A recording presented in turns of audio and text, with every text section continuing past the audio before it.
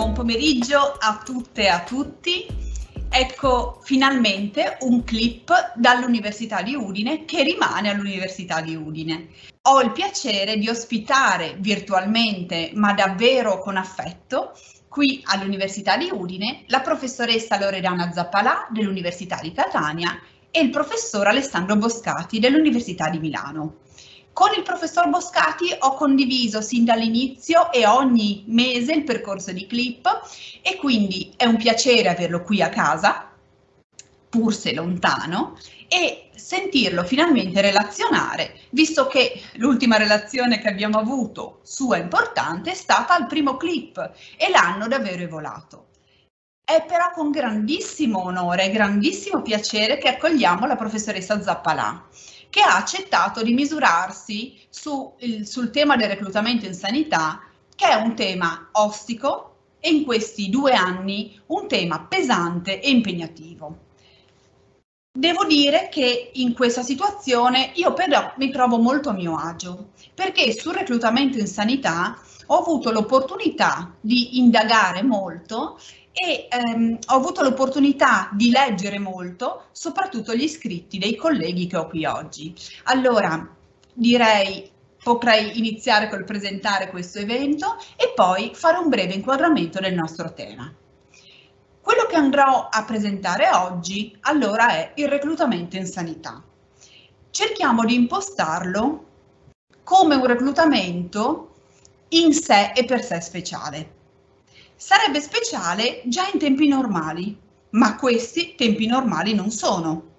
Abbiamo quantomeno 3 eventi con cui dobbiamo fare i conti. Il primo, la pandemia. Il secondo, la crisi ucraina. Il terzo, la perenne necessità di fare i conti su ogni azione col PNRR. Per cui oggi affrontiamo questo tema complesso insieme ai relatori. La professoressa Zappalà ci parlerà di reclutamento in sanità tra pandemia, riforma e PNRR. Il professor Boscati focalizzerà il suo intervento sulla dirigenza nel servizio sanitario, cercando di trovare continuità e discontinuità di questa riforma. Da parte mia, io innanzitutto vorrei che avessimo presente di che cosa stiamo parlando, e cioè quando affrontiamo il tema della sanità non possiamo pensare di avere davanti a noi un sistema omogeneo.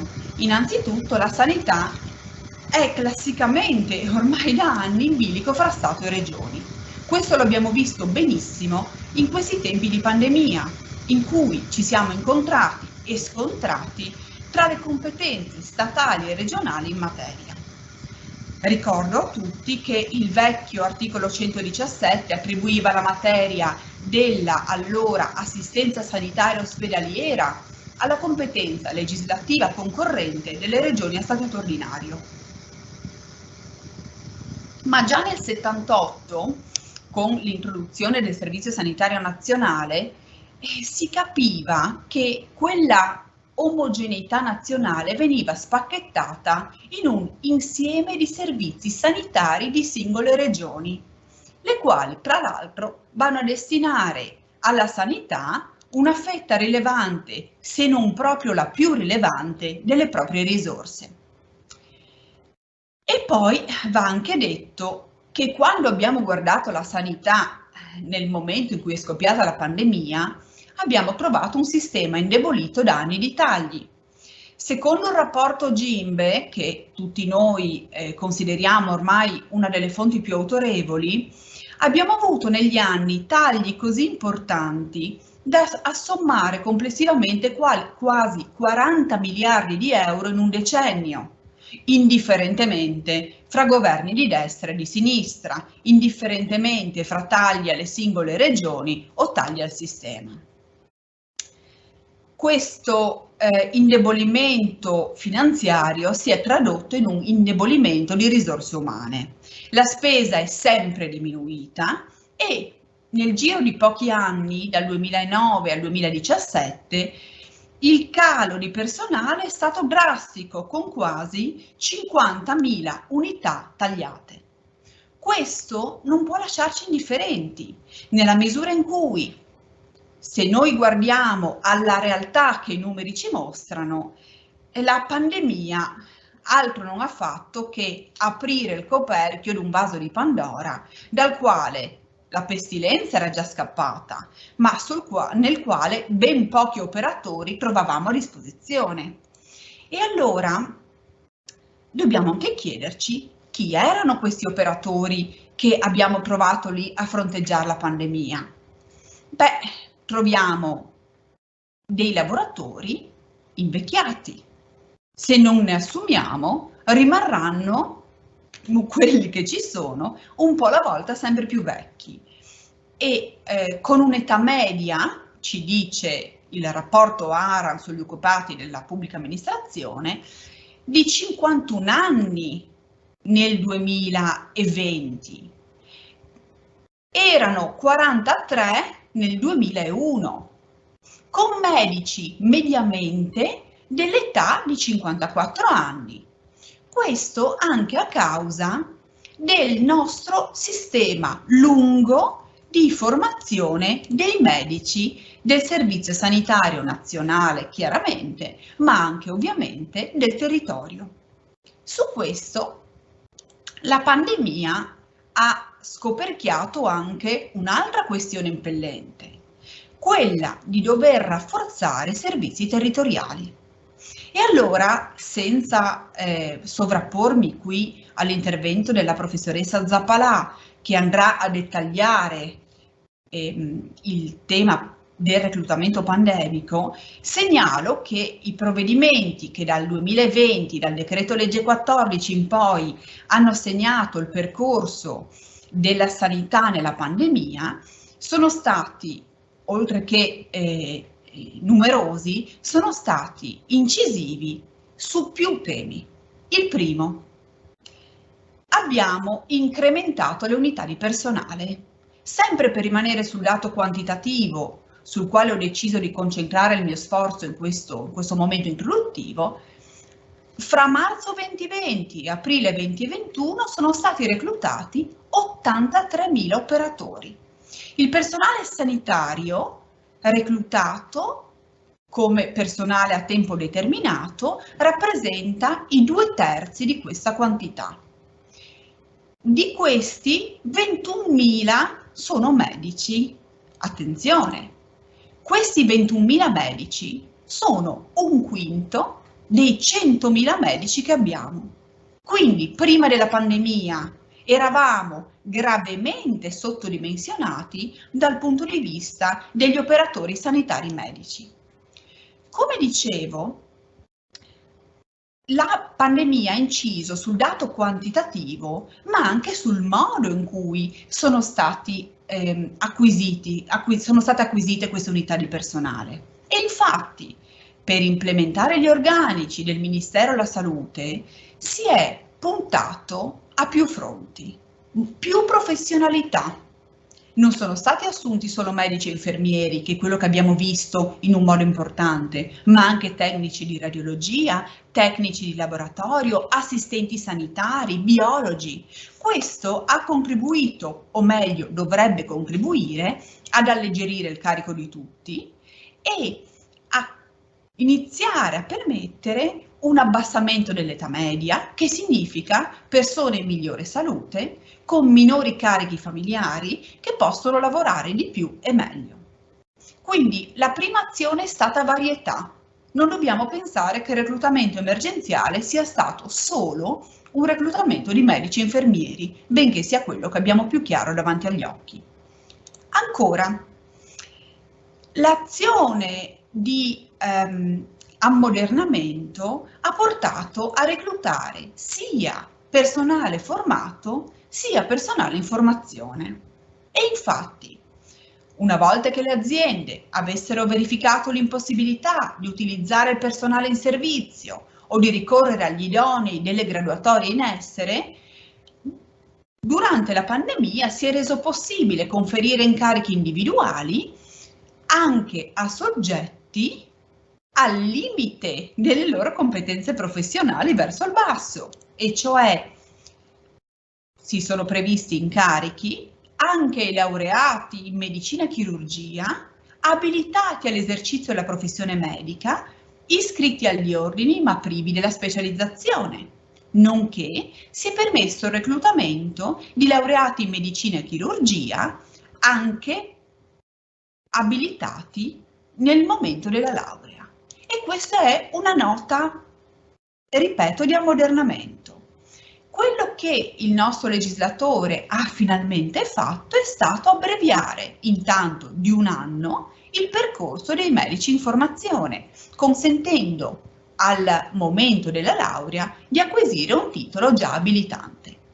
Su questo, ma lo rinvierei alle conclusioni poi di questa giornata, possiamo fare e faremo delle riflessioni su quanto il valore di questa laurea già abilitante sia idonea a fermare la fuga dei nostri medici, e non solo, verso l'estero, posto che, rimanendo in Italia, prima della pandemia si ancoravano a mesi e mesi di pratica ospedaliera o di pratica presso le cliniche prima di acquisire un'abilitazione professionale. Allora, abbiamo detto, la prima questione è la varietà, la seconda è la rapidità, cioè consentire appunto ai medici laureandi di diventare subito laureati e conseguentemente anche immediatamente abilitati all'esercizio. In più, ancora sempre in questa azione davvero di novità, si è consentito ai laureati in medicina, anche privi della cittadinanza italiana, abilitati all'esercizio della professione medica secondo i relativi ordinamenti di appartenenza, l'ingresso nella PA, anche se non cittadini italiani, anche se non cittadini europei, e lo si è consentito inizialmente previo riconoscimento del titolo e poi in deroga all'articolo 38 del decreto 165 anche a chi al momento non avesse ancora un permesso per lavorare. E chi sono questi? Sono quei tanti studenti stranieri che abbiamo accolto nei nostri atenei, ai quali per lungo tempo abbiamo impedito di lavorare nel nostro paese, agevolando anche qui di nuovo una fuga verso l'esterno. È vero che inizialmente si è trattato di incarichi di lavoro autonomo, poi si è trattato di posti a tempo determinato. Come vedremo con la professoressa Zappalà, sempre più si è trattato di mettere un piede nella porta dell'ospedale o nella porta del servizio sanitario per riuscire da lì a rimanerci stabilmente. Questo ha riguardato anche il territorio, perché, questo va detto, quello che è stato il punto davvero debole della nostra sanità è stato quello dei servizi territoriali, e cioè in gran fretta si è dovuto affrontare un problema spinoso, e cioè quello di garantire efficaci servizi di medicina generale sul territorio. Mortificati dall'esiguo numero di posti nelle specialità, i nostri laureati in medicina, come si diceva, hanno contribuito grandemente a ingrossare le file degli expatriates, di coloro che hanno lasciato il paese dopo la laurea per stabilirsi all'estero. Nell'ambito medico, tenuto presente che abbiamo un sistema a numero chiuso, questo dato è allarmante. Si tratta di 1500 medici all'anno che in 8 anni sono diventati oltre 9.000 possibili lavoratori del Servizio Sanitario Nazionale che invece hanno abbandonato questo paese per collocarsi, va detto molto bene, all'estero, perché lo si voglia o no, questa università è ancora un luogo molto serio di formazione e di preparazione. Soprattutto si tenga conto che il numero chiuso pone una selezione enorme e di cui molto si discute della giustizia anche sostanziale rispetto a questa selezione. Ebbene, Questa possibilità di intraprendere la carriera anche nel territorio ha trattenuto in effetti molti giovani nel nostro paese, ma su questo non sappiamo fino a quando, posto che la mobilità in ambito sanitario sta ripartendo e di nuovo i nostri giovani possono recarsi all'estero. Va detto che il bacino che era divenuto ormai il bacino principale di collocamento, cioè il Regno Unito, è uscito ora, come ben sappiamo, dall'ambito europeo e questo in effetti ha leggermente frenato le uscite, come detto, che importantemente erano uscite relative a quel paese. Ebbene, in questo contesto la pandemia ci ha un po' aiutati a trattenere questi giovani, dando loro un'opportunità professionale immediata.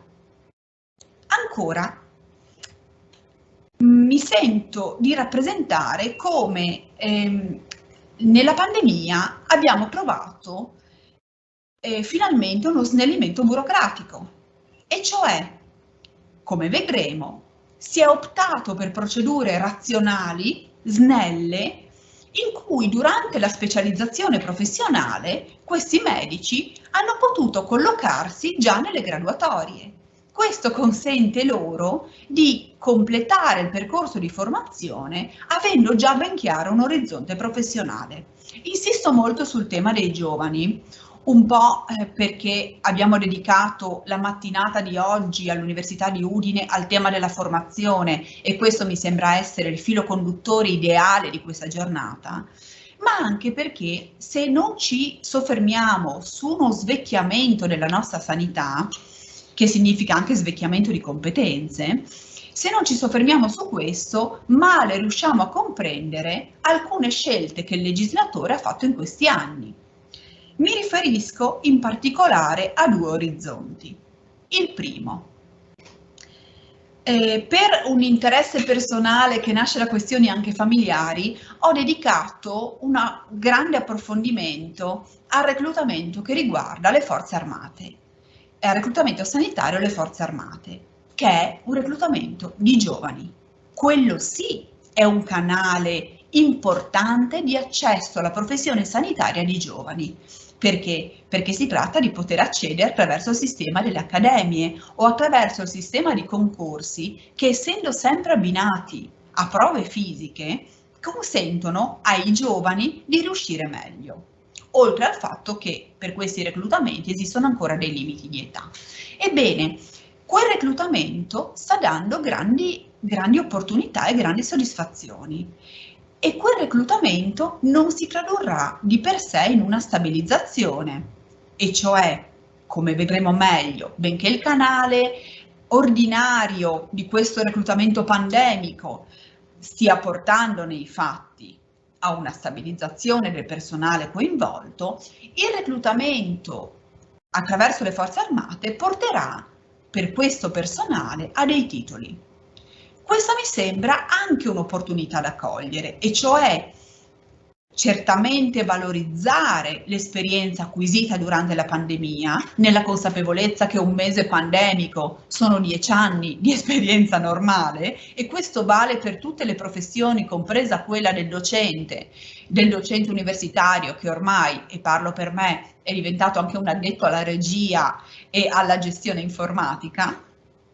Ebbene, quel modello può essere un modello molto buono per la sanità e può essere molto buono per il pubblico impiego in generale, cioè l'idea di consentire a dei giovani di acquisire professionalità in un modo importante e selezionato per poi trattenere quelle professionalità in un contesto non più emergenziale ma di stabilità. Ma devo dire, la situazione pandemica si è collegata, lo accennavo prima, a questa apertura verso gli stranieri. Inizialmente, come dicevo, un'apertura collegata alla situazione contingente, cioè alla necessità di far lavorare chi fosse già sul territorio.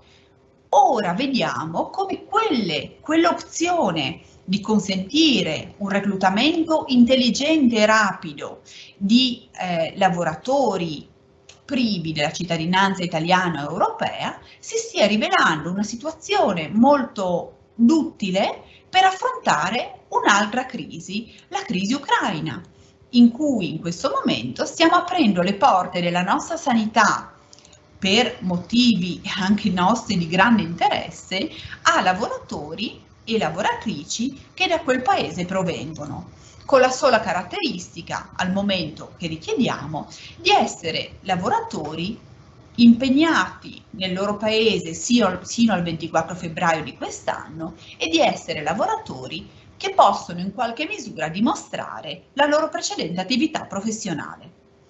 Segnalo che solo fino a un paio d'anni fa i lavoratori stranieri che volessero essere impegnati nella sanità italiana erano costretti a una trafila davvero impegnativa, non solo nella sanità, ma soprattutto per la sanità. La rilettura dei titoli, condotta attraverso una commissione centrale, durava anni, e quando dico anni dico anche 3 o 4, in cui l'aspirante lavoratore assolutamente necessario al nostro sistema era sospeso con piccole autorizzazioni, ma certamente senza una prospettiva a lungo termine. La pandemia ci ha costretti a capire quanto questo fosse ingiusto e inopportuno. In questo momento usiamo quello snellimento burocratico che abbiamo quindi un po' sperimentato per affrontare la crisi ucraina. È ben vero che affrontiamo questo tema anche nella situazione del settore privato, è ben vero che affrontiamo la crisi ucraina anche con tirocini e anche con la somministrazione, e di questo parleremo a Udine la settimana prossima, ma sostanzialmente dobbiamo prendere l'ottimo esempio che la pandemia ci ha permesso di mettere in campo, e cioè apriamo le nostre porte, in questo caso della sanità, a lavoratori di un paese in guerra che possono continuare a operare nel nostro paese. Dico lavoratori, ma pacificamente dovrei dire lavoratrici, perché questo è il genere di personale che stiamo accogliendo in questo momento. E vado a concludere questa prima introduzione in cui ho cercato di dare il senso di ciò che è accaduto. Questo elemento di genere nella sanità non è indifferente. Le politiche di organizzazione del Servizio Sanitario Nazionale devono tener conto delle diversità di genere. Non a caso lo troviamo ben evidenziato nei contratti collettivi del comparto quando pensiamo al lavoro a turni. Lo troviamo meno evidenziato però nel contratto alla dirigenza, e questo si riflette immancabilmente su una diversa struttura degli incarichi dirigenziali, ma su questo e di questo parleremo magari con il professor Boscati nel suo intervento o all'esito di esso. E allora, nell'andare a concludere questo momento introduttivo e passando la parola a breve alla professoressa Zappalà, mi sento di dire che la sanità, per quello che abbiamo potuto vedere in questi 2 anni, è lo speciale nello speciale del lavoro pubblico. L'abbiamo creduta speciale perché sempre a cavallo dell'emergenza. Questo però forse non è del tutto vero. La sanità è stata semplicemente la punta dell'iceberg che meglio di tutto ci ha mostrato le difficoltà del lavoro pubblico.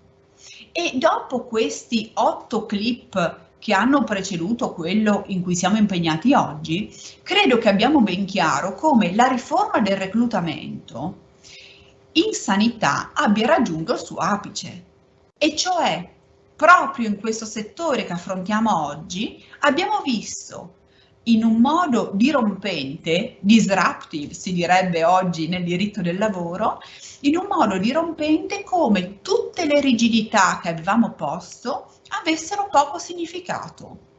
La prima, concorsi lunghissimi, che in sanità non ci siamo potuti permettere, eppure abbiamo trovato personale preparatissimo. La seconda, il blocco all'accesso rappresentato dal fatto di non avere lauree abilitanti e le abbiamo rese abilitanti. E anche qui abbiamo trovato personale eccellente. La terza, una maggiore apertura a giovani e stranieri che stanno contribuendo davvero moltissimo ad abbassare quell'età media che fronteggia invece l'innalzamento dell'età media della popolazione. Allora, con grande piacere passo la parola per un vero approfondimento alla professoressa Zappalà, che ci introduce alla pandemia, al PNRR e a questo magico, misterioso mondo che è la sanità. Salve a tutti, buonasera a tutti e grazie alla professoressa Zilli e al professore Boscati per l'occasione di queste clip in materia di lavoro pubblico. Credo che i giuslavoristi debbano riappropriarsi della materia del lavoro pubblico che ormai sempre più spesso sembra essere appannaggio anche di altre scienze sociali, ma sulla quale credo che noi come giuslavoristi abbiamo molto da dire e molto da capire su come vengono interpretati i fenomeni e come funziona l'organizzazione del pubblico impiego. Sono felice di essere oggi a casa della professoressa Zilli a Udine, ma appunto rilevo che il compito che mi è stato affidato è un compito, diciamo, abbastanza ingrato, perché parlare di reclutamento e parlare di reclutamento nella sanità sicuramente presuppone una specialità dentro la specialità di cui ci ha parlato la professoressa Zilli, che però non trova le sue radici semplicemente nella pandemia che abbiamo vissuto in questi 2 anni, ma trova le sue radici già in un decennio di riforme speciali del reclutamento nella pubblica amministrazione, di un utilizzo che hanno previsto, come brevemente cercherò di tratteggiare, hanno previsto un utilizzo quasi strutturale della flessibilità nell'ambito degli enti del Servizio Sanitario Nazionale.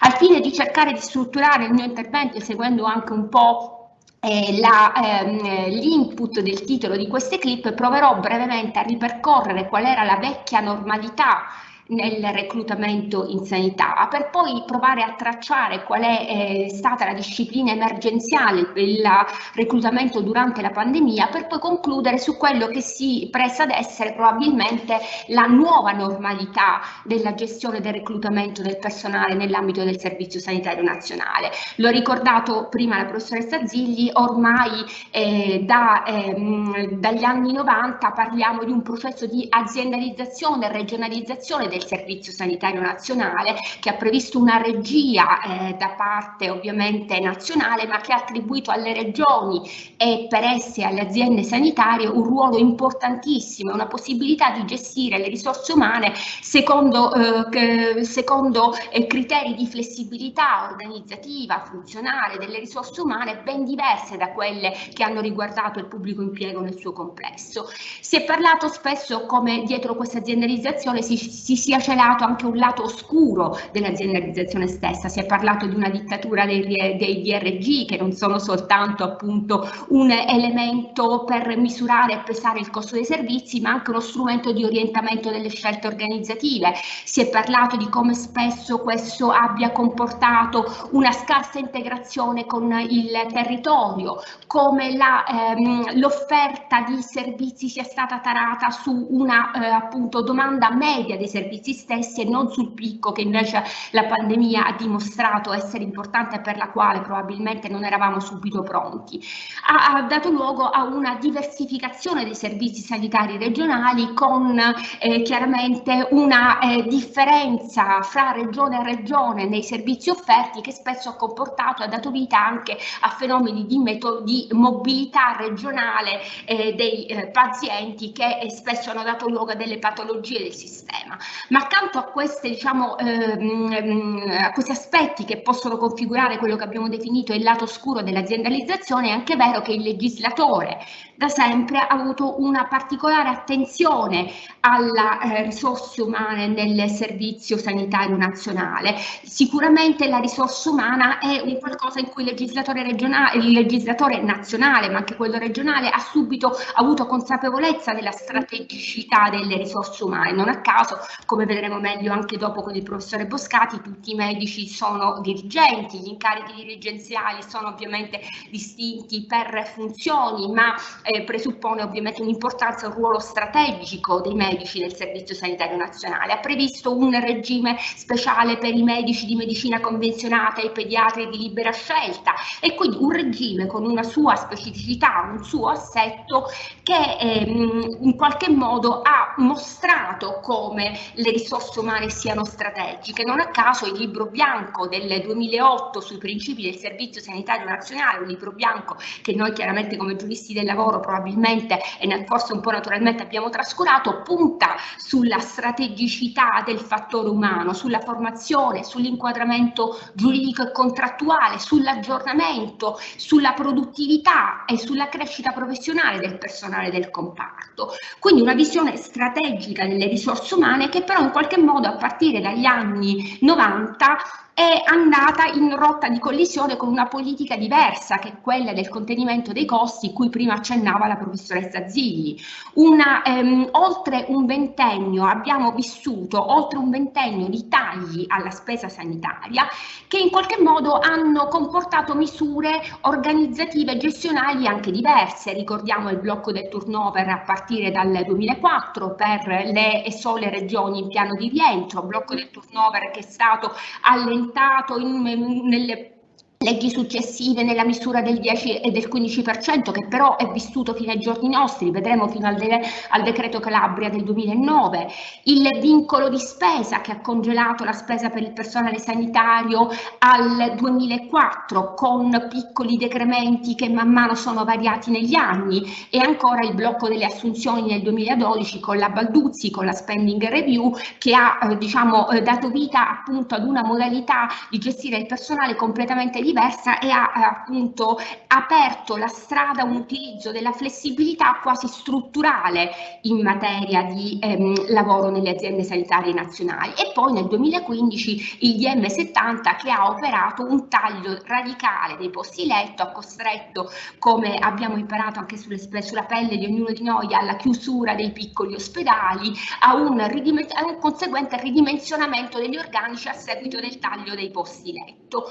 Tutto questo ha comportato che le aziende sanitarie hanno dovuto riorganizzarsi, hanno dovuto anche riorganizzare le modalità di gestione del personale. Questo è stato possibile attraverso alcune valvole di sfogo che sono state utilizzate e consentite anche dal legislatore nazionale. Sicuramente si è utilizzato, lo vedremo subito, vi è stato un ampio uso del contratto di lavoro a tempo determinato in misura derogatoria sia alla disciplina valevole per il lavoro pubblico all'articolo 36 del TUPI, del testo unico 165, ma anche in deroga alla disciplina valevole applicabile al settore privato, vale a dire all'epoca il decreto legislativo 368 del 2001.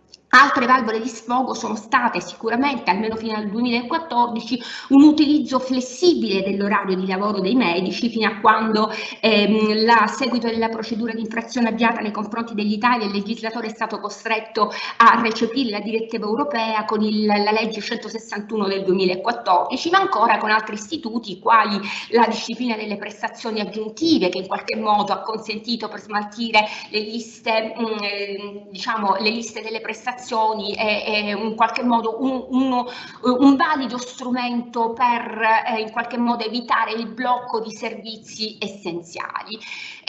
Solo brevemente possiamo ricordare, come dicevamo prima, come l'elevazione dell'utilizzo della flessibilità e soprattutto del contratto a tempo determinato pare trovare il suo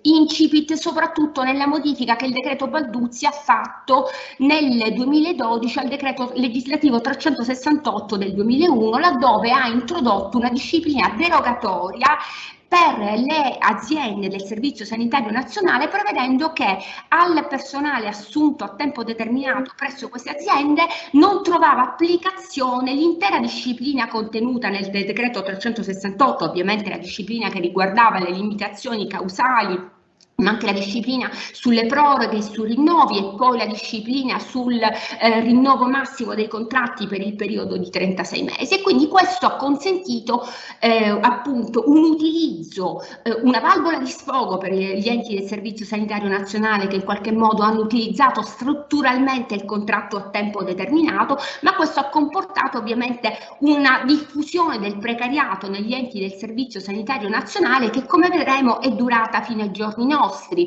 Nel tempo, in una prima fase, nel 2015 c'è stata una parziale inversione di tendenza. Infatti, a partire dal DPCM del 2015 il legislatore ha avviato già delle misure di stabilizzazione del personale precario tramite la possibilità di concorsi riservati ai dipendenti del Servizio Nazionale, quindi dirigenti e non, che erano stati assunti con contratto a tempo determinato.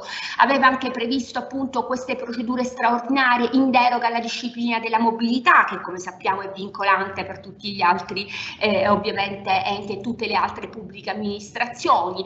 Ma questa contemporanea, diciamo, svolta verso una prospettiva di stabilizzazione non ha mai negato la possibilità di continuare a reclutare il personale tramite contratti a tempo determinato.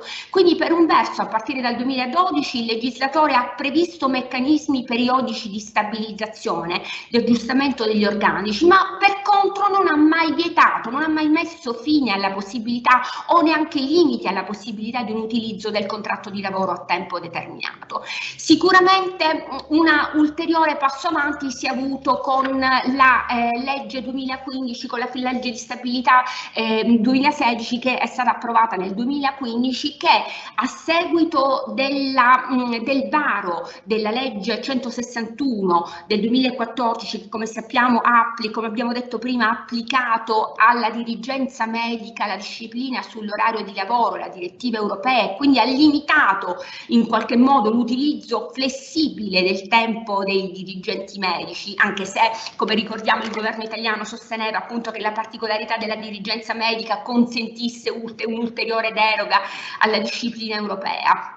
Ma come sappiamo, a seguito delle procedure di infrazione avviata nei confronti l'Italia è stata costretta ad adeguarsi, e questo ha comportato in qualche modo uno sconquasso nell'organizzazione delle aziende sanitarie nazionali, che hanno dovuto fare i conti con una grave carenza di organico. Per questo, come dicevamo prima, la legge di stabilità 2016 ha previsto e ha avviato una nuova fase di programmazione da parte delle aziende sanitarie, che da una parte invitava per le aziende che non l'avessero fatto a ridurre i posti letto sulla base della previsione del DM70, ma dall'altra parte prevedeva un'attività e rendeva necessaria un'attività di programmazione del piano del fabbisogno di personale, proprio per fare fronte al minor orario di lavoro che in quel momento quindi veniva prestato dai medici per effetto del recepimento della direttiva europea sull'orario di lavoro.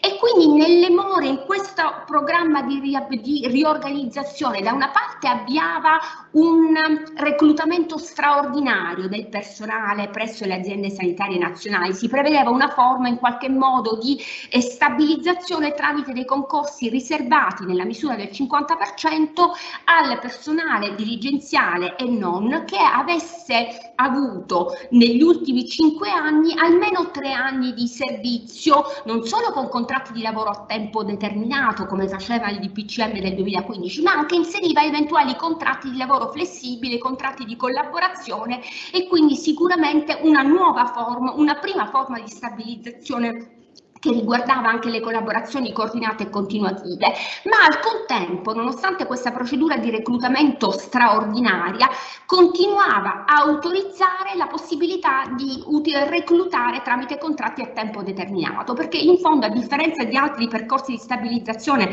che hanno riguardato il pubblico impiego generale, in cui il legislatore nelle more della procedura di stabilizzazione ha vietato l'utilizzo del lavoro flessibile, questo nella sanità non è mai avvenuto. altresì contemporaneamente il legislatore ha previsto percorsi di stabilizzazione senza mai negare e imbrigliare le mani alle aziende sanitarie sulla possibilità di continuare a reclutare tramite lavoro flessibile. In tutto questo nel 2017 si inserisce la procedura di stabilizzazione che chiamiamo a questo punto ordinaria, prevista dalla legge Madia del 2017, la quale ne abbiamo parlato con un seminario apposito con le colleghe e con il professore Boscati, ha previsto diversi meccanismi di stabilizzazione. L'articolo 20,1 ha previsto la cosiddetta stabilizzazione diretta del personale assunto tramite contratti a tempo determinato e che avesse una certa anzianità di servizio, 3 anni negli ultimi 8 anni, e che fosse in servizio alla data del 2015, e al comma 2 la stabilizzazione aperta anche ad altre forme di lavoro flessibile. Anche questo tipo di stabilizzazione, che chiameremo oggi ordinaria per differenziarla rispetto alla stabilizzazione della nuova normalità, quella prevista dalla legge di bilancio 2022, il legislatore ha pensato alla specificità del Servizio Sanitario Nazionale e infatti in una prima versione dell'articolo 20 della legge Madia la stabilizzazione escludeva il personale con qualifica dirigenziale. È stato con la finanziaria del 2018, la legge quindi 27 dicembre 2017, la numero 205, che è stato modificato l'articolo 20, il comma 10, specificando che le procedure di stabilizzazione potessero riguardare il personale dirigenziale e non, e quindi di fatto la stabilizzazione della legge Madia è stata aperta anche al personale medico, ma ancora con alcune specificità. La riforma Madia in qualche modo preservava la validità della precedente procedura di reclutamento emergenziale, quella del 2015, e ancora una volta per il Servizio Sanitario Nazionale, quindi mentre per tutto il resto del pubblico impiego vietava nelle more della stabilizzazione l'utilizzo del contratto di lavoro a tempo determinato, per la sanità permaneva la possibilità di continuare a reclutare contemporaneamente, ove ce ne fosse l'esigenza per garantire i livelli essenziali delle prestazioni, anche misure di reclutamento a tempo determinato. Ci sono state pure ulteriori differenze, perché si è previsto che gli anni di servizio potessero essere computati anche a seguito di ulteriori contratti in diversi enti del Servizio Sanitario Nazionale. E un'ulteriore specificità che ritengo opportuno segnalare è quella che già aveva segnalato la collega Pascoletto nel seminario sulle stabilizzazioni, in virtù della quale l'applicazione che negli enti del Servizio Sanitario Nazionale è stata fatta delle procedure di reclutamento dell'articolo 20 della Madia ha fatto sì che nelle aziende del Servizio Sanitario Nazionale molte delle amministrazioni hanno applicato le indicazioni della circolare del Dipartimento della Funzione Pubblica, la numero 3 del 2017, utilizzando la stabilizzazione diretta di cui al comma 1, anche computando periodi di lavoro flessibile, quindi dando attuazione al primo requisito del comma 20 nell'articolo 20,1, quindi prevedendo che il personale dovesse essere in servizio con contratto a tempo determinato e reclutato quindi tramite procedure selettive, però nel computo complessivo dei 3 anni nell'arco degli 8 anni venissero anche computati periodi di lavoro flessibile. Questo nella sanità ha dato luogo in molti dei bandi che sono degli avvisi di ricognizione prima e dei bandi dopo che sono stati varati in sanità, ha fatto sì che venissero reclutati anche personale che avesse in qualche modo cubato, diciamo così, i 3 anni tramite borse di studio, assegni di ricerca in sanità, quindi una specificità che altri comparti come quello degli enti locali probabilmente non hanno utilizzato e che però anche se non sono precedenti frequenti ha dato luogo ad alcune pronunce del giudice del lavoro, che come sappiamo è competente in materia di procedure di stabilizzazione diretta di cui al comma 1, che addirittura in alcuni casi hanno disapplicato per intero una procedura riguardante attuata ai sensi del comma 1 dell'articolo solo 20 in cui fossero computati anche periodi di lavoro flessibile. Si tratta di un caso isolato, di una pronuncia del giudice del lavoro catanese, che però è significativa di come ovviamente ancora il tema delle stabilizzazioni e l'utilizzo che ne è stato fatto in sanità è foriero di problemi applicativi.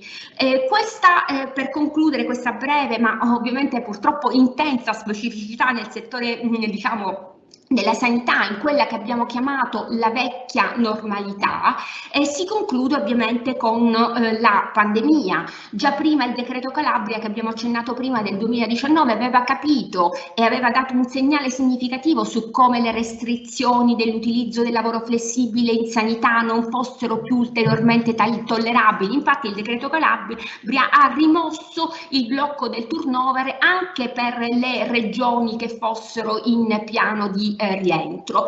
Ma sicuramente non è bastato questo, perché quando nel 2020 è arrivata la pandemia, il sistema sanitario nazionale, seppure italiano, seppure ha tenuto, e lo abbiamo visto, lo abbiamo dimostrato, e seppure nella normalità riusciva a garantire servizi essenziali a tutti i cittadini, ha mostrato soprattutto nella prima fase dei segni di criticità. Lo ricordava prima la professoressa Zilli, dal 2000 ci sono ormai numerose indagini economiche, indagini anche della Corte dei Conti sul rapporto sui conti pubblici dello Stato, come la spesa per il personale dal 2010 al 2017 abbia subito una contrazione quasi del 7%, che in un servizio che deve garantire tutto questo in qualche modo aggravato dal taglio dei posti letto, ha fatto sì che la sanità italiana non fosse prontissima ad affrontare la pandemia. Questo è stato anche aggravato dal fatto che spesso si è centrata in qualche modo la gestione delle risorse umane nel settore del settore degli ospedali, cioè nei reparti ospedalieri, mentre il territorio o i sistemi di prevenzione non erano perfettamente pronti a gestire un fenomeno emergenziale di questa portata. E poi il taglio ovviamente delle terapie intensive, che con il taglio dei posti letto faceva sì, come abbiamo detto prima, che la sanità fosse tarata su una richiesta, su un bisogno medio e non su un bisogno emergenziale. Chiaramente anche la regionalizzazione ha mostrato i suoi limiti, perché ovviamente non tutte le regioni hanno affrontato la pandemia allo stesso modo. Ci sono state regioni più pronte, regioni che pur hanno servizi evoluti o assolutamente superiori ai livelli essenziali, come la Lombardia, però durante la pandemia hanno mostrato ovviamente la fragilità nel gestire le emergenze. Il legislatore subito comunque ha posto in essere una politica diversificata per affrontare l'emergenza, non soltanto reclutamento, di cui parleremo, ma anche politiche remunerative incentivanti per il personale in sanità, di cui ovviamente non c'è il tempo di parlare oggi, però in qualche modo, come diceva prima la professoressa Zilli, sono state avviate una serie, attraverso una decretazione di urgenza fondamentalmente che si è avuta nei primi mesi del 2020, nel maggio e nell'estate del 2020, si è dato vita a un processo di reclutamento importante tramite contratti flessibili, con procedure anche molto snelle. Vedremo come il Decreto legge 18 del 2020 ha previsto la possibilità di reclutare a tempo determinato con pubblicazione di bandi solo sui siti aziendali e periodi brevissimi, solo per 5 giorni. Sono state previste politiche di reclutamento del personale in quiescenza, ne parleremo, ma sono state anche previste politiche di reclutamento tramite forme contrattuali di lavoro autonomo e poi forme di reclutamento a tempo indeterminato straordinarie. Quindi, volendo un po' sintetizzare, poi proveremo a scendere un po' più in dettaglio su quali sono state le misure emergenziali, un primo filone dell'intervento è stato quello un po' sull'onda emergenziale, prima riservato alle sole zone rosse e poi estese a tutte le regioni italiane, che ha previsto l'assunzione con contratti di lavoro autonomo per il personale operante nei reparti di terapia terapia intensiva e subintensiva, e specificando, come ricordava la professoressa Zilli, come questi contratti di lavoro autonomo potevano essere anche stipulati con laureati in medicina e chirurgia abilitati all'esercizio della professione medica, iscritti all'ordine professionale anche senza specializzazione. Ovviamente si è trattato, come poi pure il decreto legge 34 dopo, che ha consentito il reclutamento tramite contratti di lavoro autonomo per il personale delle USCA, e quindi sia per il personale medico ma anche per infermieri, anche per biologi, per assistenti sociali, per psicologi, delle forme di contratto di lavoro autonomo che però ovviamente da lavoristi diremmo che un po' il nomen iuris lavoro autonomo è stato volutamente attribuito dal legislatore a fronte di contratti che di lavoro autonomo non avevano nulla, perché chiaramente i medici erano inseriti nei reparti di terapia intensiva, di fatto hanno svolto la loro attività in tutto e per tutto come lavoratori subordinati a tutti gli effetti. L'altra specificità è che chiaramente per questo tipo di contratti il legislatore non ha previsto delle modalità di reclutamento, quindi molte aziende chiaramente hanno fatto delle forme di pubblicità, hanno dato vita a delle forme di pubblicità per avviare queste per individuare i soggetti con cui stipulare questo tipo di contratti, però il legislatore nel decreto legge 18 e nel decreto legge 9 prima non ha previsto una specifica modalità, quindi probabilmente anche perché forse i medici che operavano in terapia intensiva probabilmente sono stati assunti tutti, quindi di fatto non c'è stato neanche un problema di selezione. Per queste forme di lavoro, per questi tipi di contratti di lavoro autonomo, il legislatore nel decreto legge 18 si è preoccupato di precisare che il periodo contrattuale prestato a questo titolo valesse come titolo per l'eventuale stabilizzazione ai sensi dell'articolo 20,2, quindi prevedeva che pur trattandosi di lavoro autonomo e quindi nemmeno il classico lavoro tramite contratti di collaborazione coordinata e continuativa, anche questo potesse essere computato ai fini della stabilizzazione. Come dicevamo, accanto a questo filone di utilizzo del contratto di lavoro autonomo, l'altro grande bacino di reclutamento ha riguardato il contratto di lavoro a tempo determinato. Qui il decreto legge 14 marzo e poi il decreto legge 18 marzo hanno esteso la possibilità di conferire incarichi di lavoro a tempo determinato previa selezione per titoli e colloquio o soltanto appunto per titoli a personale medico, ma poi esteso ovviamente anche al personale infermieristico, ad altre forme ovviamente ad altre figure della dirigenza del ruolo sanitario, tramite pubblicazione, dicevamo, molto snella anche sui siti aziendali per solo 5 giorni, contratti che dovevano in qualche modo, che hanno riguardato anche il personale in quiescenza. Questa è un'altra particolarità del reclutamento nella fase emergenziale, con possibilità di salvaguardare il trattamento ovviamente pensionistico del personale in quiescenza reclutato tramite contratti di lavoro a tempo determinato, e per questo tipo di personale il legislatore, che ovviamente prevedeva una durata innanzitutto ovviamente limitata, ma che di fatto sappiamo è stata prorogata per tutta l'emergenza e di recente è stato prorogato fino alla fine del 2022, il legislatore prevedeva che le attività professionali prestate a questo titolo costituiscono titolo preferenziale per le procedure concorsuali per l'assunzione presso le aziende e gli enti del Servizio Sanitario Nazionale. Vedremo meglio dopo come questa dicitura dell'attribuzione di questo servizio prestato come titolo preferenziale porrà alcuni problemi poi nella gestione delle eventuali stabilizzazioni. E in tutto questo il legislatore, quasi in una fase, anche se spesso non è, diciamo, le aziende non hanno fatto neanche in tempo ad adeguarsi, man mano che le aziende reclutavano con queste forme di lavoro autonomo o di contratto di lavoro a tempo determinato, avrebbero dovuto aggiornare i piani del fabbisogno del personale. Come sappiamo probabilmente in molti casi non c'è stato, quindi uno strumento in realtà che doveva fungere da strumento programmatorio è stato utilizzato soltanto per fotografare una realtà che che di fatto, diciamo, era già stata posta in essere dalle aziende.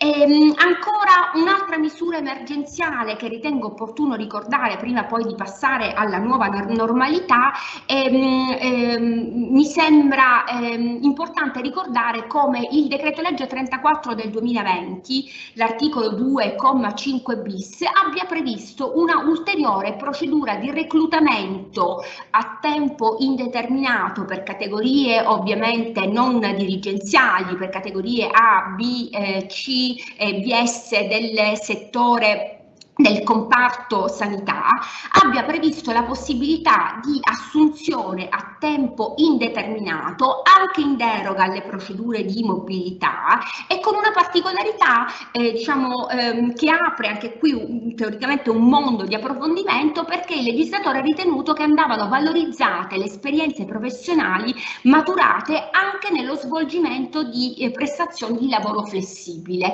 includendo in questa forma di reclutamento straordinario anche le attività prestate a regime di somministrazione che invece chiaramente, come ci ha detto la Corte Costituzionale con la sentenza 250 del 2021, non può, almeno nel dettato della riforma della stabilizzazione ai sensi della Madia, non poteva costituire titolo da computare ai fini del raggiungimento dei 3 anni di servizio. Probabilmente questo tipo di reclutamento a tempo indeterminato è un po' passato, forse un po' è stato poco utilizzato nell'emergenza, non si sono fatti i concorsi a tempo indeterminato in quella fase emergenziale, invece il cui reclutamento richiedeva ovviamente anche qui reclutamenti con contratti a tempo determinato molto più flessibili. E ancora un altro elemento che va ricordato rispetto alla legislazione emergenziale è come nel tempo, a partire dalla fine del 2020, il legislatore si sia reso conto di come il personale assunto a tempo determinato con lavoro flessibile, quindi sia quello del lavoro autonomo ai sensi del comma 1 bis del comma 2 bis del decreto legge 18, che quello a tempo determinato poteva essere utilizzato oltre che per l'esigenza epidemiologica, anche per smaltire le liste d'attesa, e quindi il decreto legge 104 del 2020 ha previsto ulteriori modalità di possibilità di reclutamento anche con contratti di lavoro di collaborazione coordinata e continuativa per smaltire le liste d'attesa che nel frattempo si erano create a seguito ovviamente della focalizzazione sul contrasto alla pandemia. Ovviamente tutto questo nella logica regionale ha portato anche a far sì che alcune regioni si siano mosse anche un po' in totale autonomia. Per esempio in Sicilia nel 2020 è stata varata anche una procedura assolutamente anomala nel panorama nazionale, che era quello del reclutamento tramite il cosiddetto click day. Si è prevista l'apertura di una piattaforma sul sito della regione siciliana con un tempo di 5 giorni per potersi candidare, con i quali venivano assunte figure anche di collaboratore amministrativo, di perito informatico. Per tutta la durata dell'emergenza non ci sono dati su quanto poi sono state le assunzioni, ma direttamente la forma qui di reclutamento era il primo che arrivava, e quindi voglio dire, come esperienza di reclutamento rapido probabilmente la sanità ha dato prova anche di misure in qualche modo abbastanza fantasiose. Brevemente il capitolo della nuova normalità, cosa fare dopo la pandemia e come cambierà il reclutamento in sanità. Ovviamente la pandemia non è finita solo per legge lo stato di emergenza, ma sappiamo tutti benissimo che ancora il fenomeno pandemia dal punto di vista ovviamente della cura dei pazienti ancora ricoverati non è un fenomeno finito, e infatti il legislatore sta temporeggiando per tutto il 2022 nello smantellare tutto quello che si è costruito e si è ricostruito in sanità. Oggi il problema si concentra su per la fase emergenza si concentra su due problemi: quello delle proroghe della durata delle proroghe e di quale personale prorogare rispetto ai diversi tipi di reclutamento emergenziale di cui abbiamo parlato, e l'altro grande tema è quello delle stabilizzazioni del personale precario.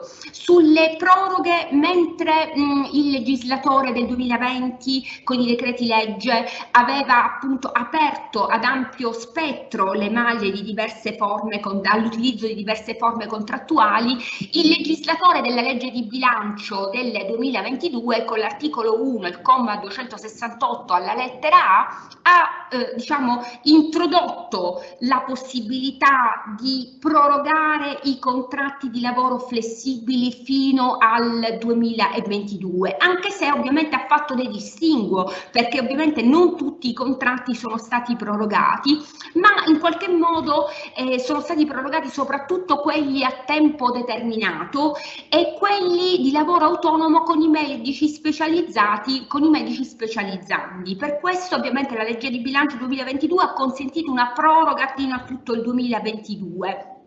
Anche prevedendo che questo personale non possa servire soltanto per contrastare la pandemia, ma anche per lo smaltimento delle liste d'attesa. Quindi questo è importante perché il legislatore ha capito che il personale reclutato può essere utilizzato anche per finalità diverse. E poi il decreto legge ultimo 24 marzo del 2022, il numero 24, ha ulteriormente prorogato la possibilità di prorogare i contratti di lavoro a tempo determinato anche con i laureati in medicina abilitati e iscritti agli ordini professionali e poi con il contratto con il personale che si trova già in stato di quiescenza.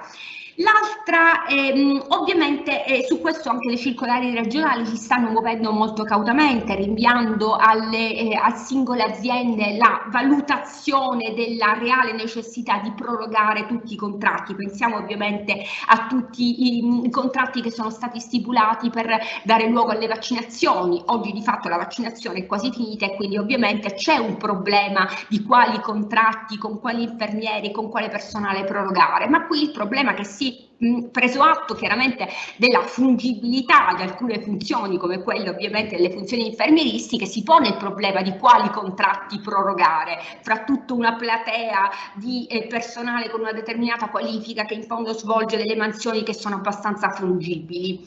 E poi chiudo brevemente con l'altro tema che è quello della stabilizzazione, perché la legge di bilancio 2022, l'articolo 1, il comma 268 alla lettera B, ha previsto una procedura di stabilizzazione ulteriore, perché espressamente enuncia che la legge Madia rimane ferma e quindi la stabilizzazione ai sensi della legge Madia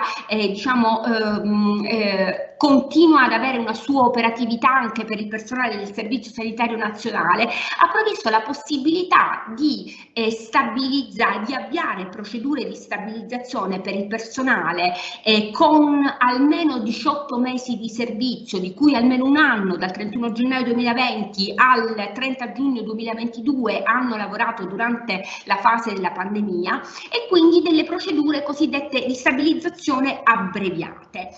Ovviamente è chiaro che rispetto a queste già delle prime aziende sanitarie un po' in rete hanno avviato dei percorsi di ricognizione del personale in possesso di questi titoli, anche se non è chiarissimo come questa seconda stabilizzazione abbreviata si colloca rispetto alla stabilizzazione ordinaria della Madia. Sono chi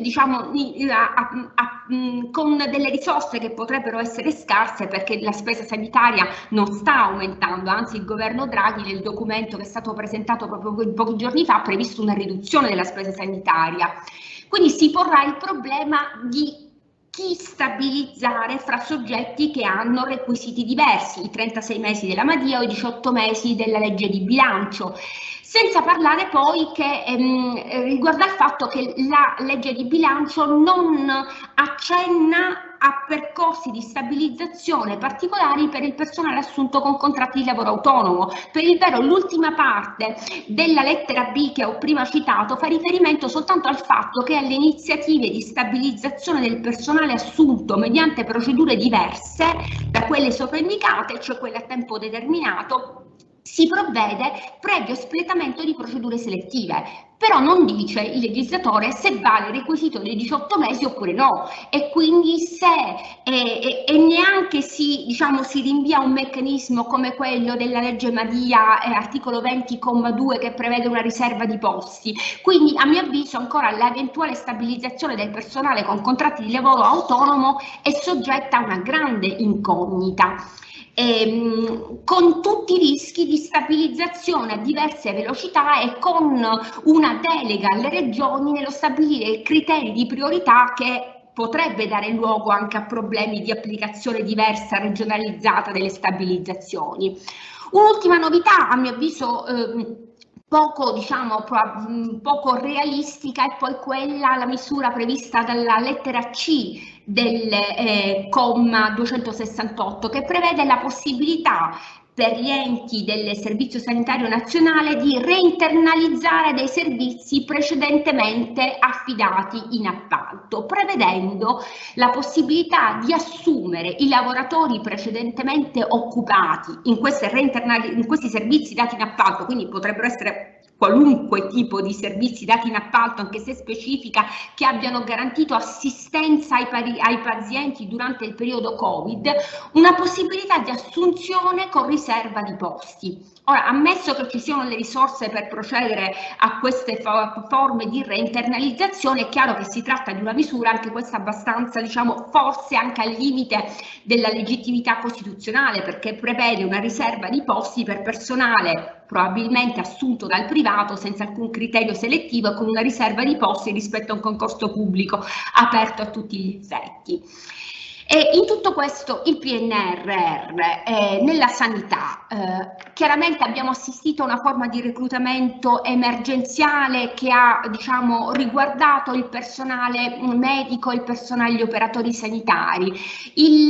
La missione 6 del piano nazionale chiaramente dedica una parte alla salute, però attualmente una parte che riguarda riforme strutturali, la riforma dell'assistenza territoriale e l'innovazione e la digitalizzazione dei servizi del sanitario nazionale. Attualmente sono misure rispetto alle quali il reclutamento è un reclutamento ovviamente di personale non sanitario ed è un reclutamento che segue le regole del decreto 80 del 2021, di cui abbiamo già parlato nel corso degli altri seminari, ma non prevede per il momento la missione 6 del PNRR misure di reclutamento straordinario dei medici, perché ovviamente i due canali, quello del reclutamento emergenziale e quello del reclutamento nel PNRR, per ora non sembrano dialogare, almeno non ci sono misure, piani nazionali in questo momento in atto per fare, o per rivalorizzare, ricollocare le risorse che già sono state assunte nella fase emergenziale. E brevemente e chiudo, cosa ci resta di tutto ovviamente questo reclutamento emergenziale nella pandemia? Sicuramente la prospettiva che mi sento di invocare è quello di nel futuro di un management delle aziende sanitarie che sappia fare conti in una prospettiva di mantenimento di quello che si è già raggiunto, e quindi un management, ce ne parlerà anche dopo il professore Boscati, del ruolo della dirigenza, anche dei direttori generali delle aziende, di saper compatibilmente con le risorse, che non saranno tante, ricollocare il personale assunto, formato, che ha mostrato la sua professionalità nella fase emergenziale e che oggi dovrebbe essere in parte ricollocato per smaltire le liste d'attesa, come ci ha detto il legislatore, in parte per rafforzare la sanità che deve restare pubblica, ma in parte anche per riempire di contenuti i progetti del PNRR, che per ora non sono soltanto riforme strutturali, nuovi ospedali, digitalizzazione, ma un nuovo modo di gestire la sanità che può e deve utilizzare le risorse umane che durante la pandemia hanno aiutato la sanità a fare fronte all'emergenza. Io per ora interromperei e mi riservo eventualmente ulteriori commenti. Grazie.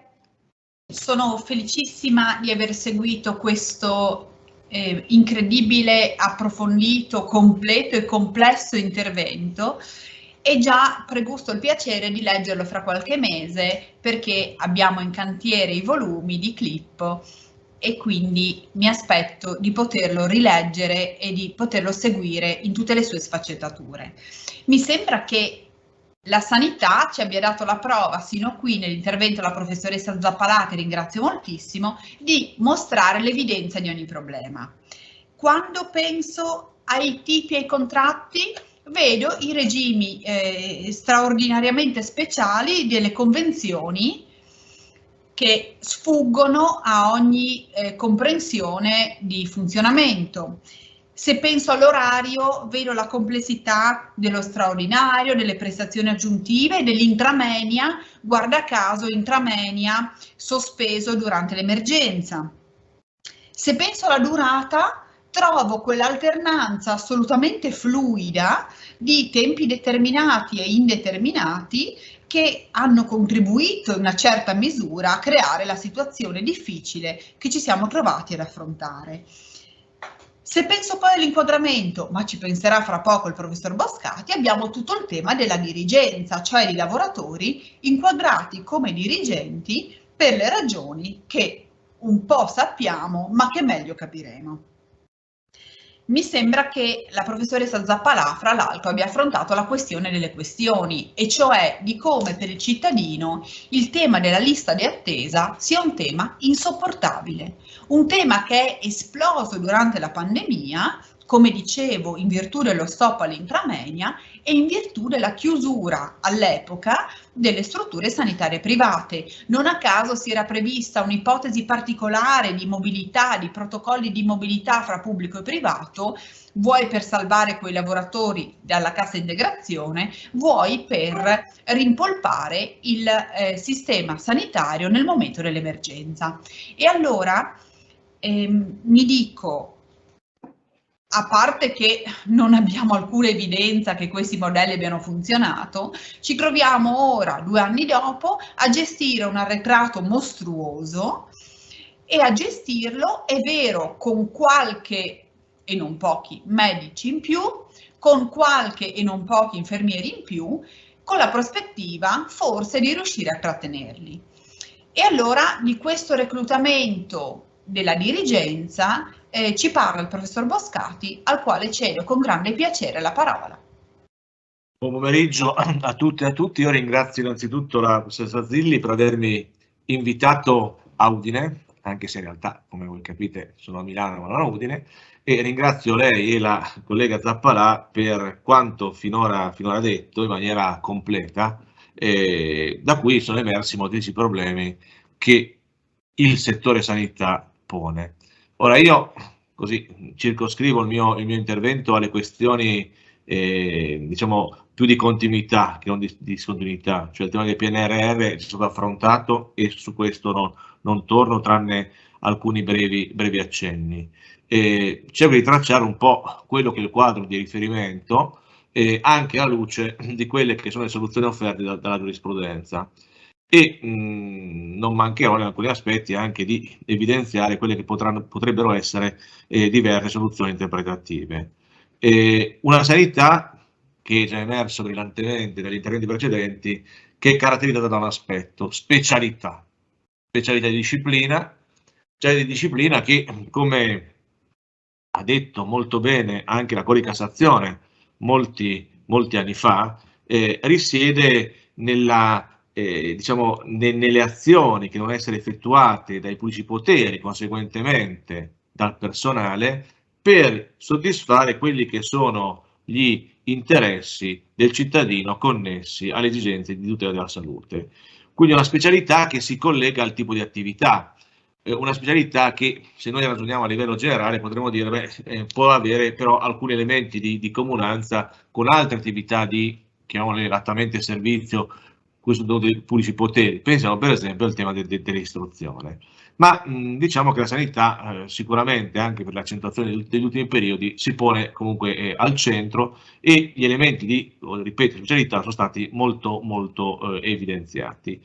Una specialità dell'attività che si collega a una specialità di disciplina per quanto riguarda il rapporto di lavoro. È già stato analizzato in maniera dettagliata, completa il tema del comparto. Analizziamo ora, cerchiamo di analizzare il tema della dirigenza, con un elemento che è già emerso dalle relazioni precedenti, cioè l'intreccio tra il dato organizzativo e il dato del rapporto di lavoro. Questo è l'aspetto, come dire, più importante, più rilevante.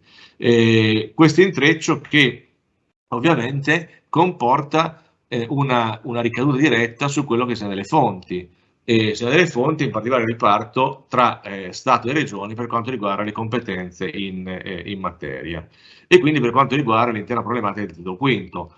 E vedremo, così stanno facendo, analizzando i vari istituti, come la Corte Costituzionale sia intervenuta per circoscrivere quelli che sono stati delle esondazioni normative da parte delle regioni, perché sfruttando il tema organizzazione hanno cercato di intervenire sui profili del rapporto e dall'altro lato hanno cercato anche di giustificare questa soluzione sulla base del fatto della competenza generale e residuale, dimenticandosi però del fatto che in materia di legislazione concorrente i principi fondamentali sono rimessi allo Stato, e tra questi principi fondamentali vi sono sicuramente le disposizioni dettate in materia di dirigenza apicale, vedremo, dirigenza operativa.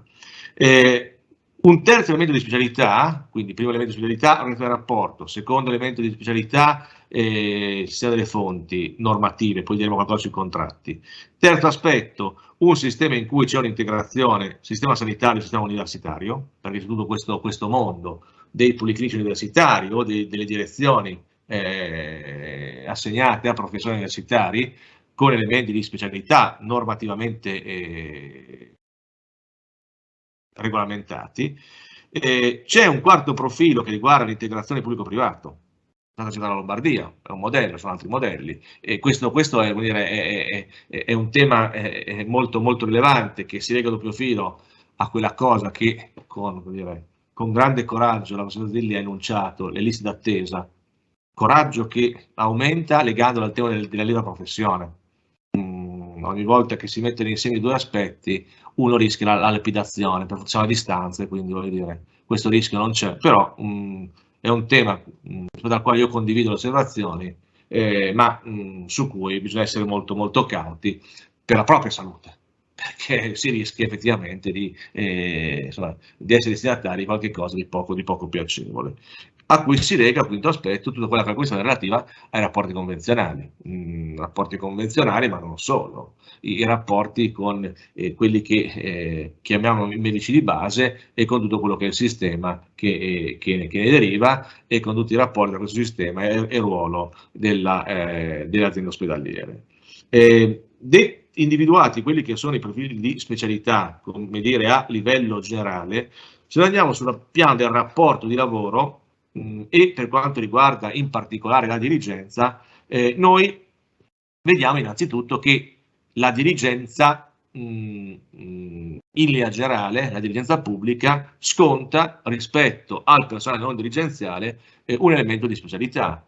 La dirigenza di ruolo sconta la specialità della coesistenza di un contratto a tempo di lavoro a tempo determinato e una serie di incarichi a termine che si succedono nel corso del rapporto di lavoro. Una specialità di disciplina che riguarda il dirigente pubblico, latamente inteso, diversamente da quello privato e diversamente anche dal personale del comparto. Una disciplina alla quale poi si affianca tutta l'altra questione già accennata in parte, relativa alle assunzioni con contratto a tempo determinato, dove cercheremo di verificare anche gli intrecci tra le norme relative alle assunzioni con contratti a tempo determinato e quella che è l'attribuzione di incarichi di direzione di strutture complesse, dove anche qui da regione a regione c'è qualche differenza. Se passiamo poi dal generale al particolare, cioè alla dirigenza per quanto riguarda la sanità, abbiamo quantomeno 5 profili di specialità. Il primo aspetto è, quando noi parliamo di management, dobbiamo differenziare tra la dirigenza di vertice e la dirigenza operativa. La dirigenza di vertice intesa come direzione generale, direzione amministrativa, sanitaria e sociosanitaria prevista, dirigenza operativa, la dirigenza del ruolo sanitario, la dirigenza tecnico, professionale e amministrativa. Ed in questo aspetto, nell'ambito poi della cosiddetta dirigenza operativa, l'altro aspetto da considerare è rappresentato dalla dirigenza dei professori universitari, dei politici universitari, dove il 517-99 detta discipline particolari, soprattutto per quanto riguarda la nomina degli incaricati di direzione di struttura complessa. E quindi questa differenza, nel secondo punto, nell'ambito della dirigenza operativa tra tecnico professionale amministrativo da un lato e dirigenza del ruolo sanitario dall'altro, porta a una differenza anche per quanto riguarda le fonti normative di riferimento, anche se per l'accesso la differenza in realtà è in larga parte ricomposta, e per quanto riguarda anche la contrattazione collettiva applicabile. Perché sotto questo profilo, e questo lo sciogliamo subito questo problema, nel passato noi avevamo la dirigenza medica e veterinaria in un'area propria, la quarta, l'altra dirigenza afferente alla sanità, sono molto generico, ad un'area terza. Oggi invece noi cosa abbiamo? Abbiamo una dirigenza sanitaria che comprende molti, compresi i dirigenti delle professioni sanitarie, e abbiamo una dirigenza invece amministrativa che è nel comparto funzioni locali, e nel comparto funzioni locali, nonostante il legislatore reiteratamente e in maniera, dal mio punto di vista, illegittima, perché la violazione del 39 della Costituzione è palese, aveva stabilito motu proprio che la dirigenza amministrativa sarebbe dovuta confluire nell'area dirigenza sanitaria. In particolare perché? Perché noi sappiamo, voi sapete, tutti sappiamo che non si può predeterminare per legge il perimetro nell'ambito del rapporto di lavoro contrattualizzato. E ovviamente questo tema e questa situazione è al momento pare definita anche alla luce di quello che è l'ultimo accordo quadro dell'agosto 2021, anche se in realtà per quanto riguarda l'area delle dirigenze rinvia un accordo successivo, però pare abbastanza chiaro. Ma la ragione politica che è sottesa al perché non si è avuto questo è perché evidentemente se i dirigenti amministrativi fossero confluiti nell'area sanità sarebbero scomparsi indacalmente, dato il dato meramente numerico. Poi c'è il terzo aspetto di specialità, già accennato dalla collega Zappalà, che tutti i medici sono dirigenti, a prescindere dal fatto che dirigano qualche cosa. È quello che nel settore privato noi chiamiamo l'attribuzione convenzionale della qualifica, il che, vuol dire, sul piano poi concreto porta non irrilevanti problemi, perché noi abbiamo dei bravissimi operatori tecnici che però non sono dirigenti tecnici, sono delle categorie D, e quindi la coesistenza di posizioni di responsabilità diversamente inquadrate lascia al nostro direttore generale qualche problemino di gestione e di coordinamento. Un quarto elemento di specialità riguarda il conferimento degli incarichi di struttura complessa, e la specialità deriva dal fatto che possono concorrere all'incarico anche esterni, e qui vedremo come la giurisprudenza si è molto interessata del tema, specialmente sotto il profilo del rilievo fiduciario della nomina e di azioni esperibili, e su questo io vi esprimerò il mio punto di vista.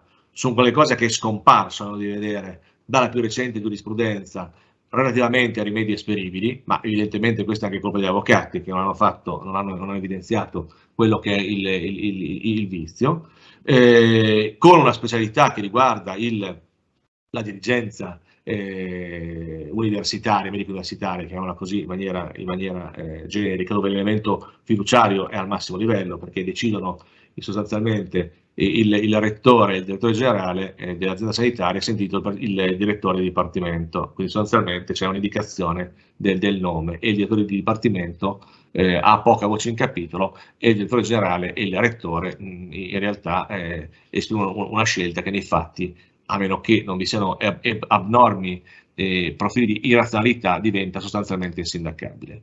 Quinto aspetto, specialità che riguarda i contratti a termine, e tutto il tema del 15 septies. Individuati quelli che sono i profili di specialità, andiamo così entriamo un po' nel dettaglio e vediamo quelle che sono le caratteristiche relative ai profili del reclutamento. Partendo da quello che più reclutamento dobbiamo definire nomina dei direttori apicali, dirigente generale, amministrativo, sanitario e socio-sanitario.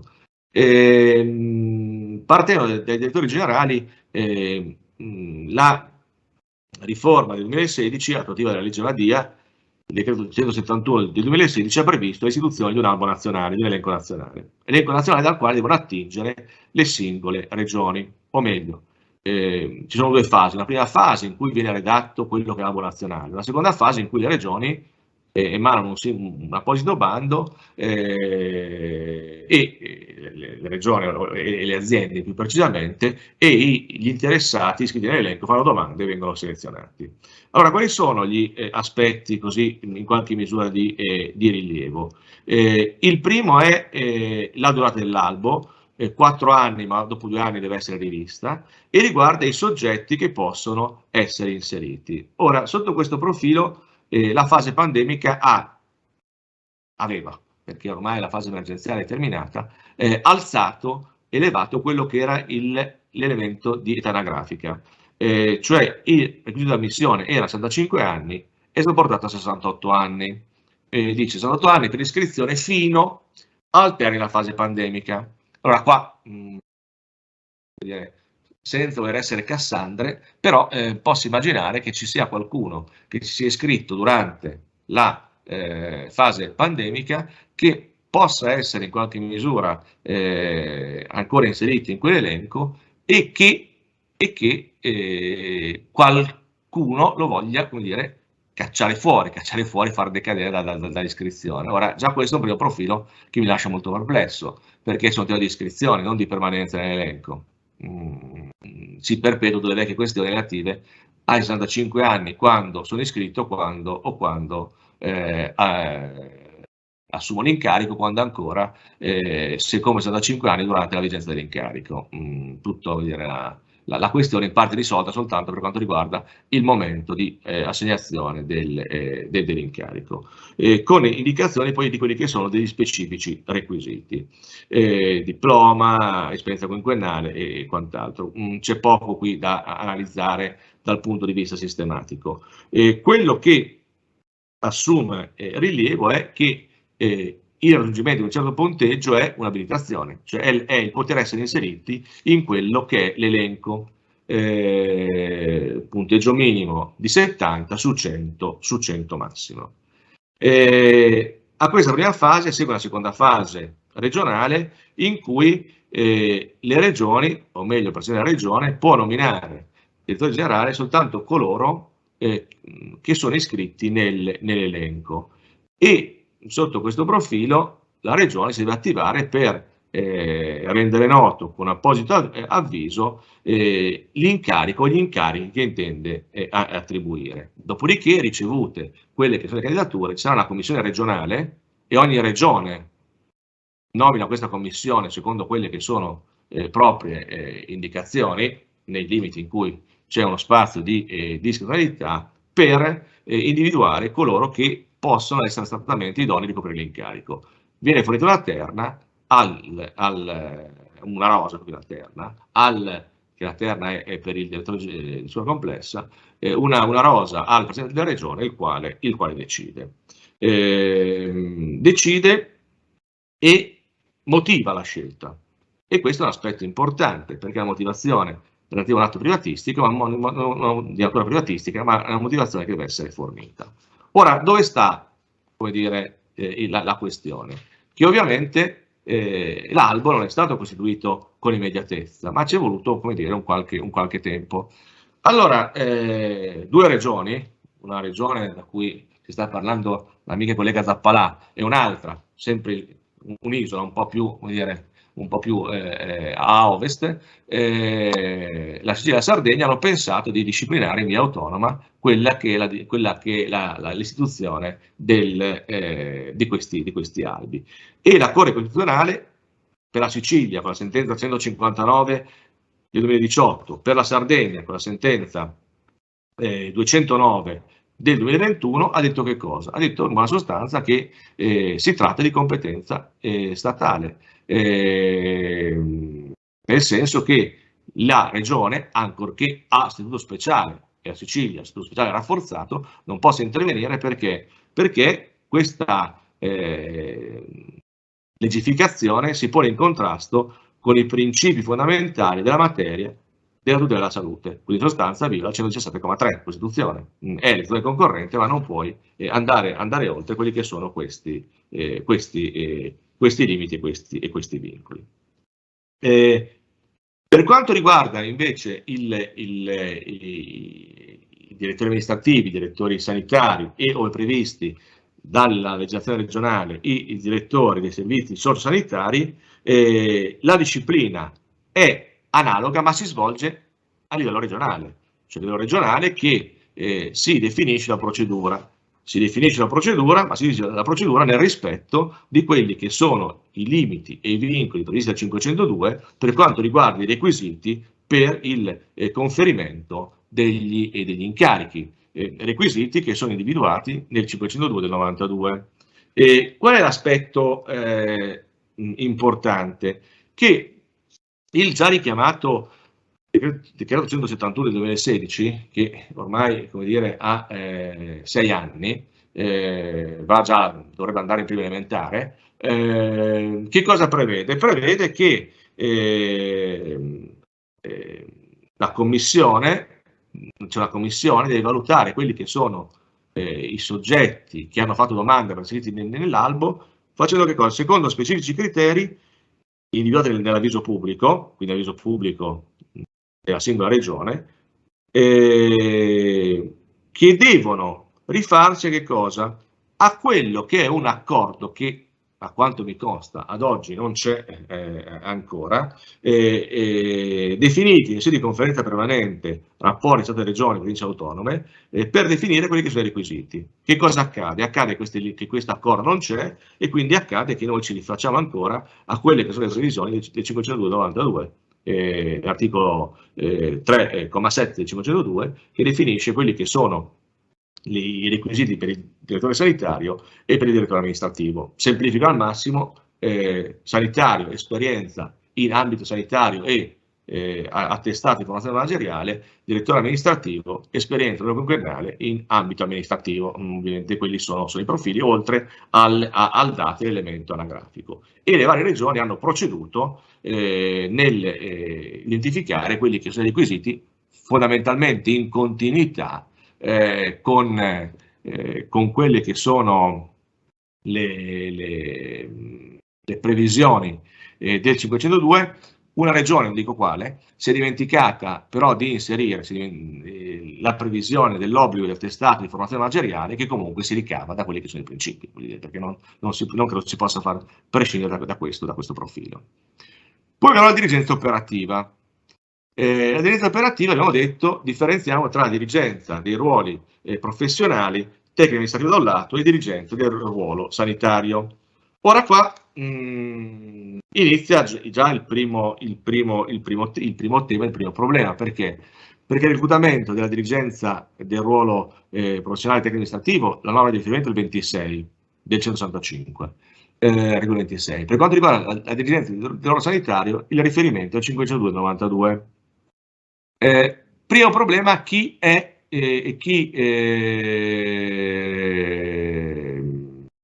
fa parte del ruolo professionale, del ruolo tecnico e del ruolo amministrativo. Allora, ruolo professionale: ingegneri, architetti, avvocati, geologi. Ruolo tecnico: sociologi, e non a caso, analisti statistici. Ruolo amministrativo, amministrativi. Perché mi sono soffermato sul tema sociologo? Perché sul tema sociologo la prima questione che si pone è sociologo e ruolo sociosanitario. Perché? Perché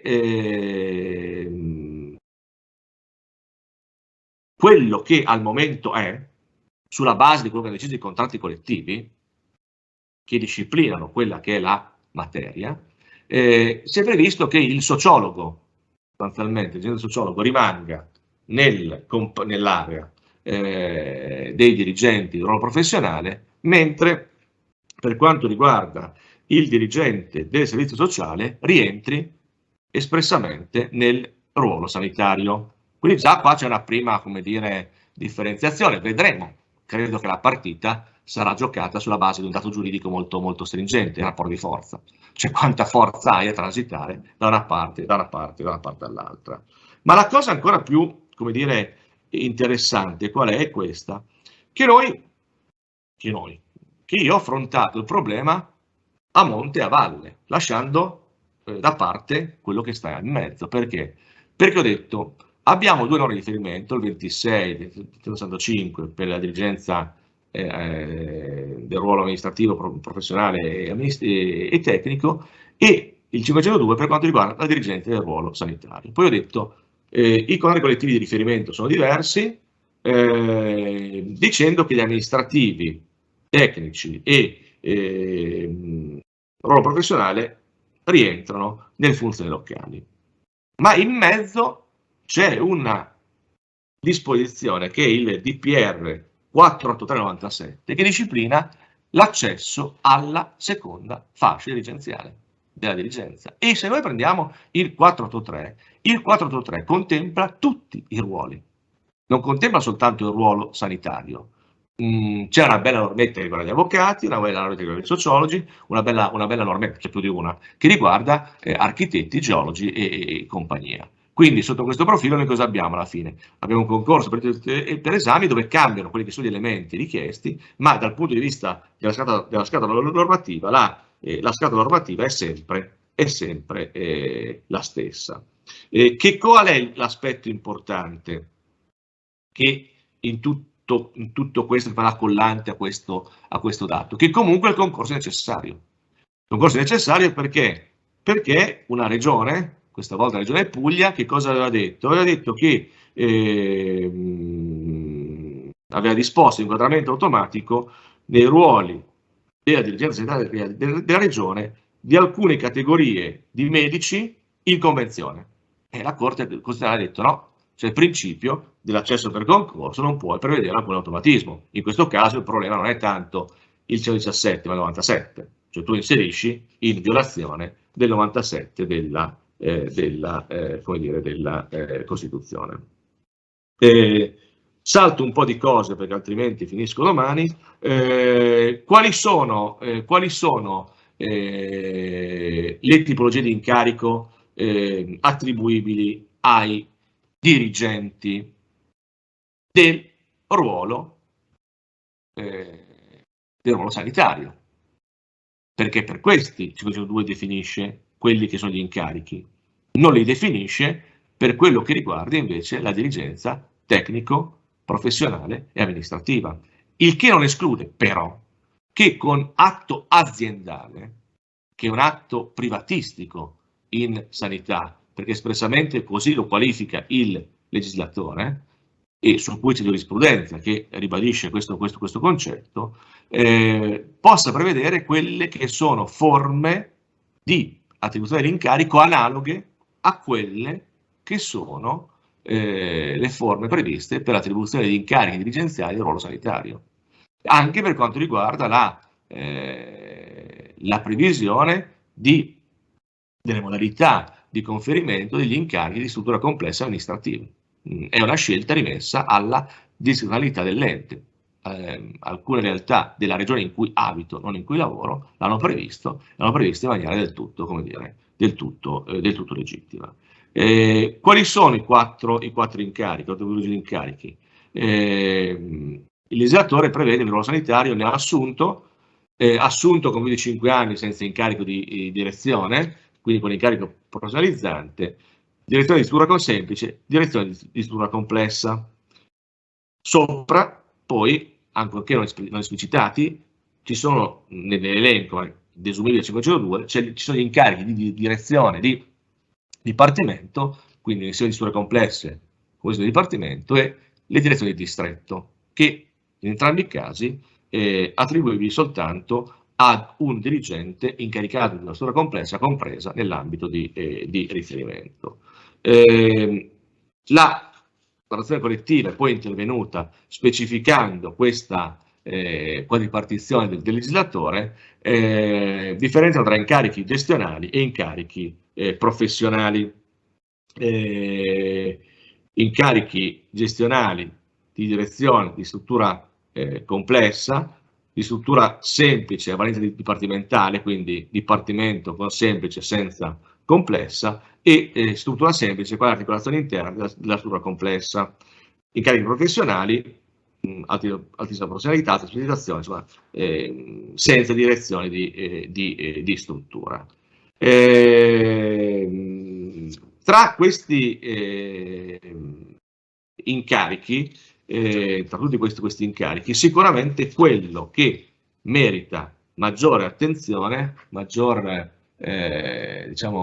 interesse è l'attribuzione degli incarichi di struttura complessa. Perché maggiore interesse? Perché per quanto riguarda gli incarichi di struttura semplice, gli incarichi professionali, in realtà noi non abbiamo elementi di particolare diversità rispetto a quelle che sono le indicazioni che troviamo per gli incarichi dirigenziali di tutte le pubbliche amministrazioni, se non il fatto che chi attribuisce gli incarichi è il direttore generale su proposta dei vari dirigenti preposti. E qua il problema che si può porre è in quale misura il dirigente di direttore generale si può discostare da quella che è la proposta del direttore di carica di struttura. Credo che si possa discostare se motivi la ragione, anche se nei fatti voi mi insegnate che nel momento in cui il direttore generale si discosta dalla proposta del direttore di struttura c'è qualcosa che non funziona e c'è una sorta di contrapposizione tra i due soggetti,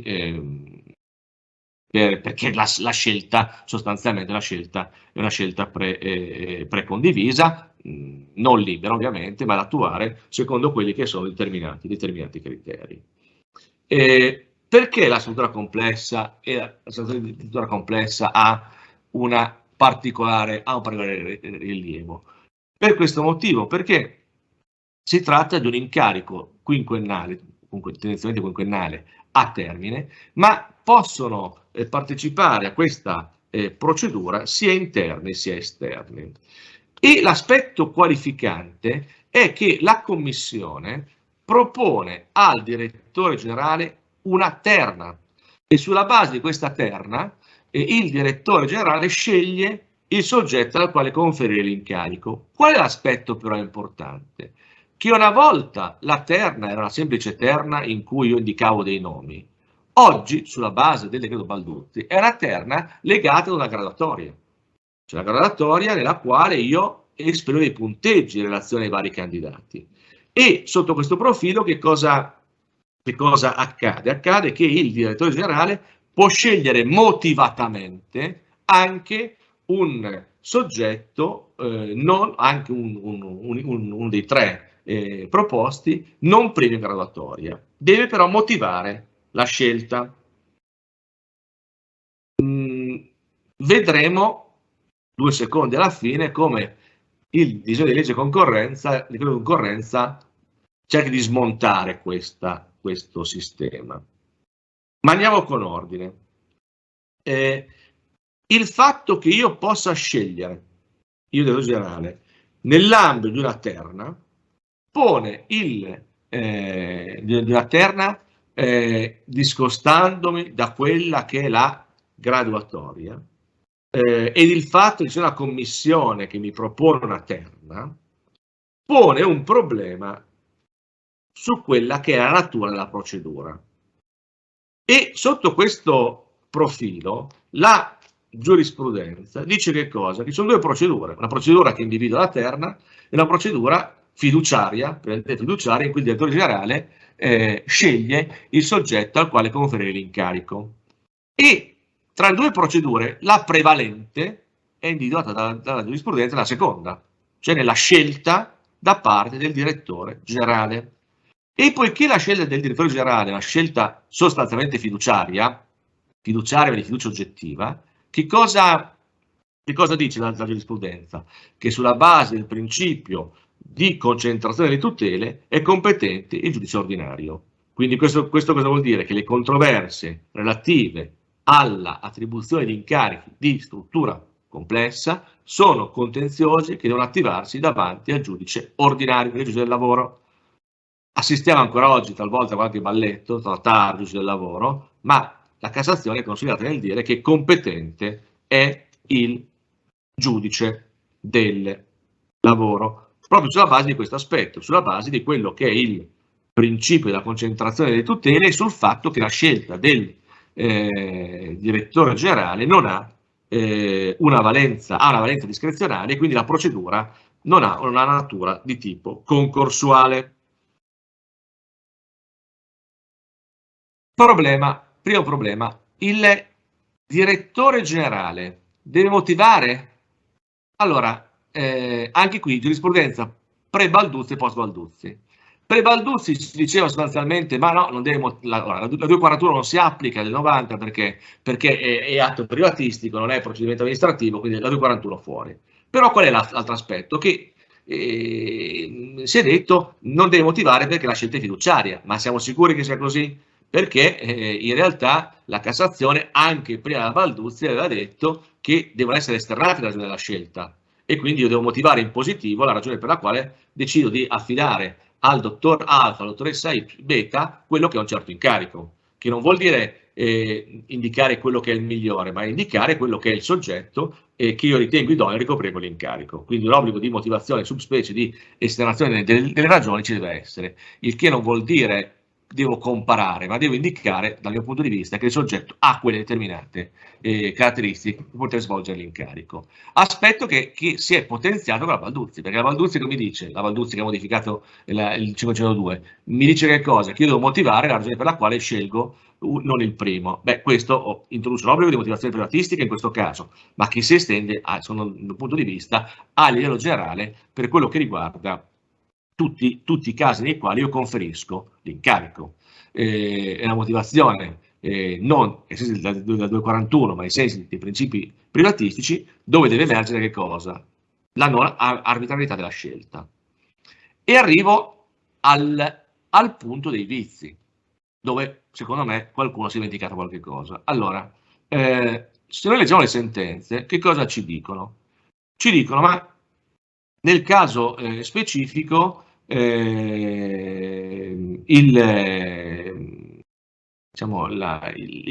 procedimento, la scelta è viziata o quando ha carattere discriminatorio o nel caso in cui nella scelta sia violato il rispetto dei principi di correttezza e buona fede.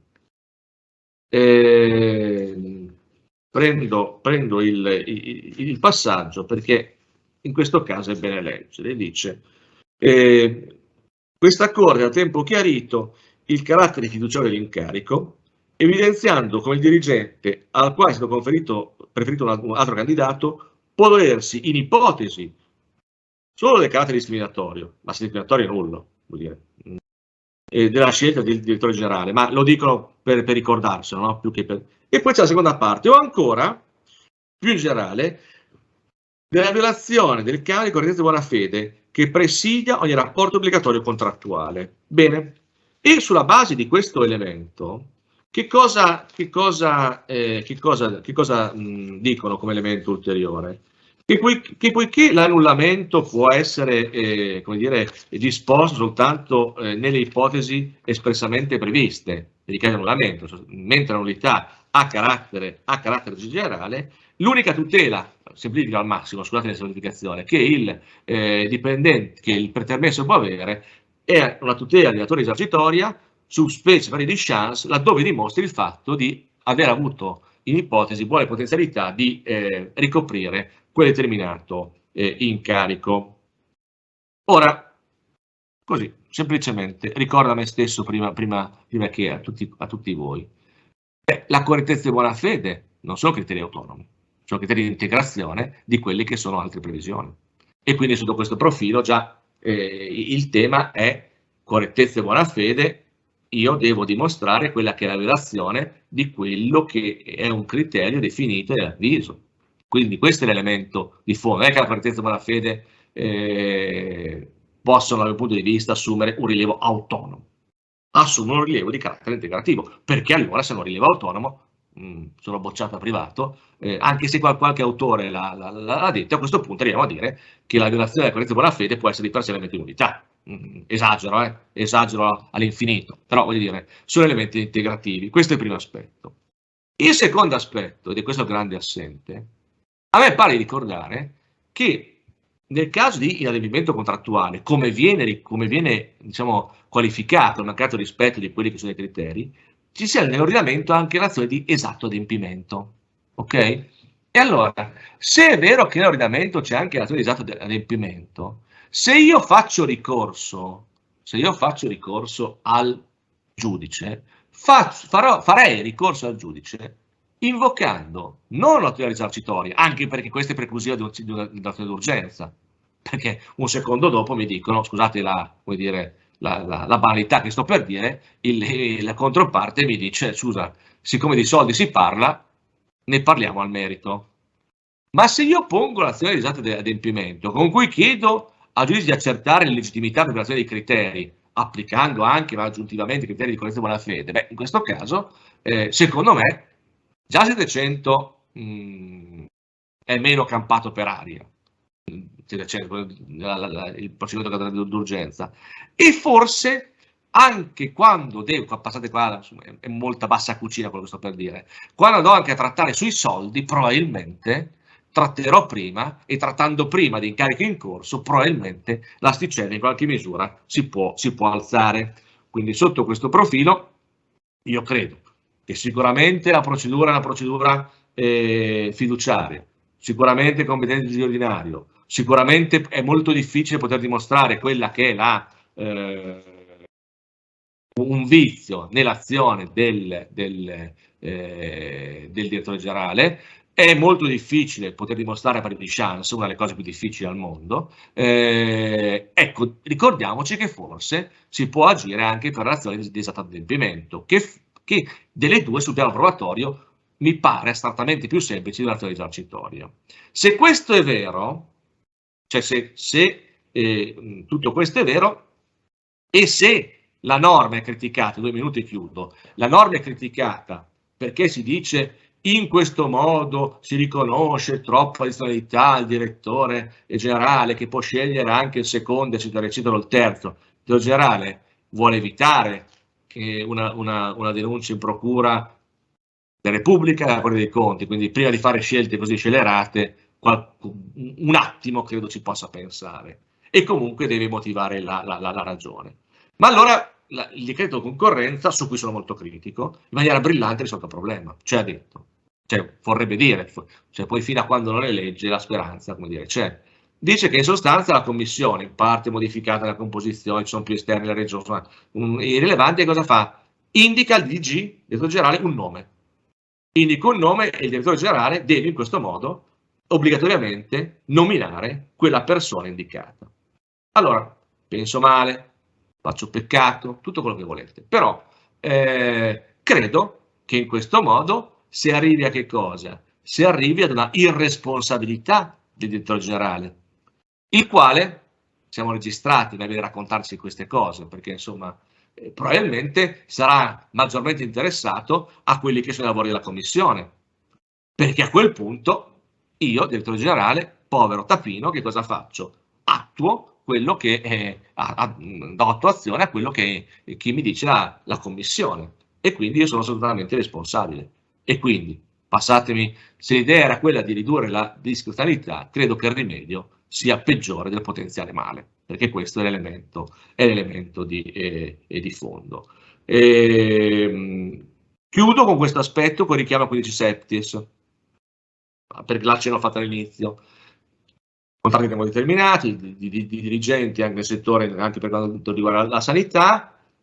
Il 15 septies nel passato viene utilizzato per attribuire incarichi di struttura complessa. Per fare che cosa? Per aggirare quello che era questa procedura. Beh, su questo voglio dire, credo che questo comportamento oggi non sia più in alcun modo condivisibile e ammissibile, per il semplice fatto che abbiamo una procedura speciale particolare che impedisce qualsiasi forma di diversa soluzione. Detto questo, chiudo. Ho omesso, sono stato assertivo, alcune cose le ho vuol dire, dovute necessariamente saltare. Ecco, io non sono entusiasta, ma di quelle che sono le ventilate ipotesi di stabilizzazione delle, come dire, delle inforcate pandemiche, passatemi il termine, perché non credo, per i dirigenti e per i non dirigenti, che quello che è stato proposto come modalità selettiva nella fase pandemica sia il tutto. E l'altro giorno, il 13 aprile, il Consiglio dei Ministri ha dato una ulteriore riforma di cui c'è ancora il testo dei concorsi, vedremo se anche quella, vuol dire, qualche ulteriore sorpresa ci riserva. Il tema di fondo è questo, che se noi assumiamo persone che devono lavorare per decenni in pubbliche amministrazioni, dobbiamo investire su procedure concorsuali, che devono essere certo veloci, ma anche indicare le persone che servono, perché altrimenti, voglio dire, il rimedio, inevitabilmente, ancora una volta, rischia di essere peggiore del male. Ringrazio e vi lascio alla professoressa Zilli le conclusioni. Questa volta farà le conclusioni, tutte le conclusioni. Quello che abbiamo sentito è un quadro, come diciamo sempre, un quadro di luci e ombre, però mi sembrano tante ombre che si proietteranno sull'azione della pubblica amministrazione sanitaria per moltissimo tempo. Abbiamo sentito, abbiamo visto a più ondate un reclutamento straordinario per numeri e modi che riguarda la sanità civile, io aggiungo quella militare, attraverso assunzioni e incarichi. A questo sistema fanno e faranno eco stabilizzazioni e pretese in ordine ai titoli per i concorsi, e questo è quello che ci siamo creati, quello che ci siamo voluti mettere in piedi. Abbiamo snellito le procedure per l'abilitazione alla professione medica con la laurea abilitante, le assunzioni di infermieri anche stranieri, abbiamo detto aggiungiamo oggi tutto il personale, tutte le persone provenienti dall'Ucraina. Si è forse favorito questo passaggio pubblico-privato con l'articolo 23 bis con le sue aggiunte. Mi sembra abbastanza chiaro che non si tratta solo di provvedimenti emergenziali. Noi li abbiamo nascosti sempre perché siamo registrati, li abbiamo travestiti da emergenza, ma chiaramente qui si è trattato di mettere le pezze, come dice il professor Boscati, e forse qualche volta le pezze sono peggio di lasciare le cose come stanno. Il fatto è che il giorno in cui è scoppiata la pandemia, il sistema della salute si è guardato allo specchio e ha visto che non era lo specchio essere invecchiato, era il sistema stesso, rigido, povero e affaticato. L'invecchiamento, l'ho detto, ma mi sembra valga la pena di riapprofondirlo, è sia delle forze in campo che della popolazione.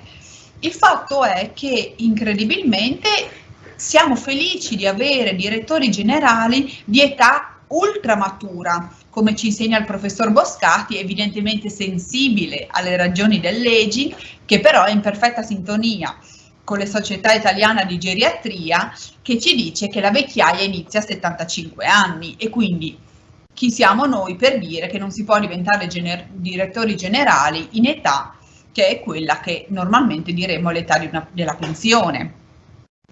Ancora, come contraltare al reclutamento si è disposto, non ne abbiamo parlato perché non era il nostro tema, ma si è disposto il trattenimento in servizio del personale sanitario, per cui gli anziani hanno organizzato e organizzano e curato altri anziani in un paese che, ricordiamocelo tutti, cala al ritmo di 100.000 residenti all'anno, con il doppio balzo delle cancellazioni anagrafiche per trasferimento o per decessi.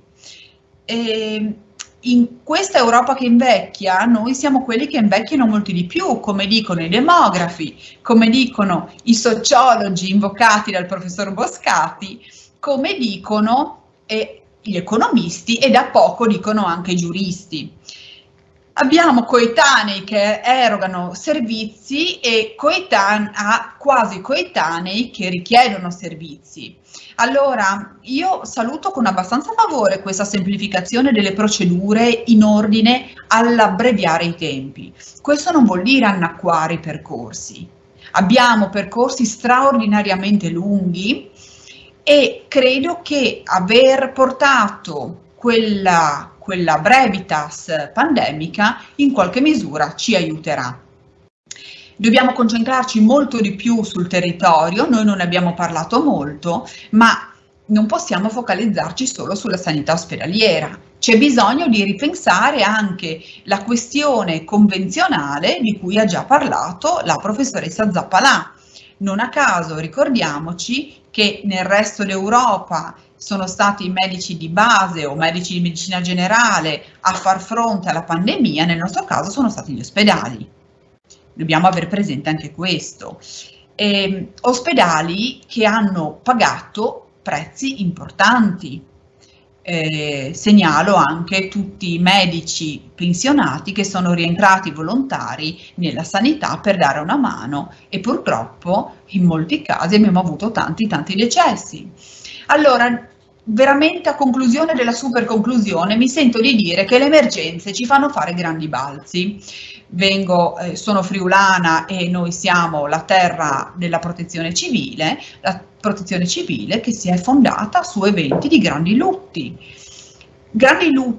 ai quali in qualche misura dobbiamo far fronte anche guardando di nuovo alla pandemia, non solo in quello che ha già causato, ma anche, secondo gli studi che consideriamo attendibili, ad esempio quello dell'Università di Birmingham, ogni anno 2020-2021 sono saltate circa 30 milioni di operazioni nel mondo, 3 su 4. Questo vuol dire che interventi sono stati rinviati o che non si sono proprio fatti e non verranno fatti. Le diagnosi delle malattie sono in numero inferiore, le persone non si presentano agli ospedali e ai pronto soccorsi se non proprio quando la loro situazione è assai grave, e questo di nuovo influisce sulla organizzazione, perché in questi seminari di CLIP abbiamo intessuto direi un dialogo davvero proficuo fra le esigenze organizzative e il reclutamento. Questo l'abbiamo detto in tutti i modi, e oggi sulla sanità lo diciamo, credo, in un modo ancora più forte, perché qui davvero l'organizzazione cambia la vita e la salute delle persone. Ringrazio la professoressa Zappalà che ci ricorda come giuslavoristi di riappropriarci di questi temi e di ricordarci che siamo noi giuriste e giuristi ad avere il boccino su cui bisogna giocare la partita delle questioni che riguardano il lavoro in sanità. Credo che queste grandi rigidità che ci ha mostrato il professor Boscati in ogni passaggio della dirigenza, in particolare nella scelta degli apicali, pre e post Balduzzi, anche come scrutinati dalle magistrature, dovrebbero farci riflettere sul fatto che la sanità italiana è un sistema più contorto che complesso, più povero degli altri paesi perché siamo complessivamente più poveri degli altri paesi. Se queste misure che abbiamo preso in pandemia e che abbiamo preso attorno alla pandemia saranno capaci di andare oltre l'emergenza, potremmo dire di aver imparato qualcosa. Anche perché quello che dovremmo avere molto chiaro è che non è solo necessario spendere meglio in sanità, ma in qualche misura è necessario spendere anche di più, ma dove serve. Allora, davvero grazie agli ospiti a Udine virtuali, la professoressa Loredana Zappalà, il professore Alessandro Boscati, un grazie al laboratorio lavoro che supporta e sopporta i seminari di CLIP. Ci vediamo per il gran finale il giorno 4 maggio da Benevento e riparliamo di dirigenza perché quello è il bando della matassa e da lì arriviamo per capire da dove ripartire. Grazie, buona serata a tutte e a tutti.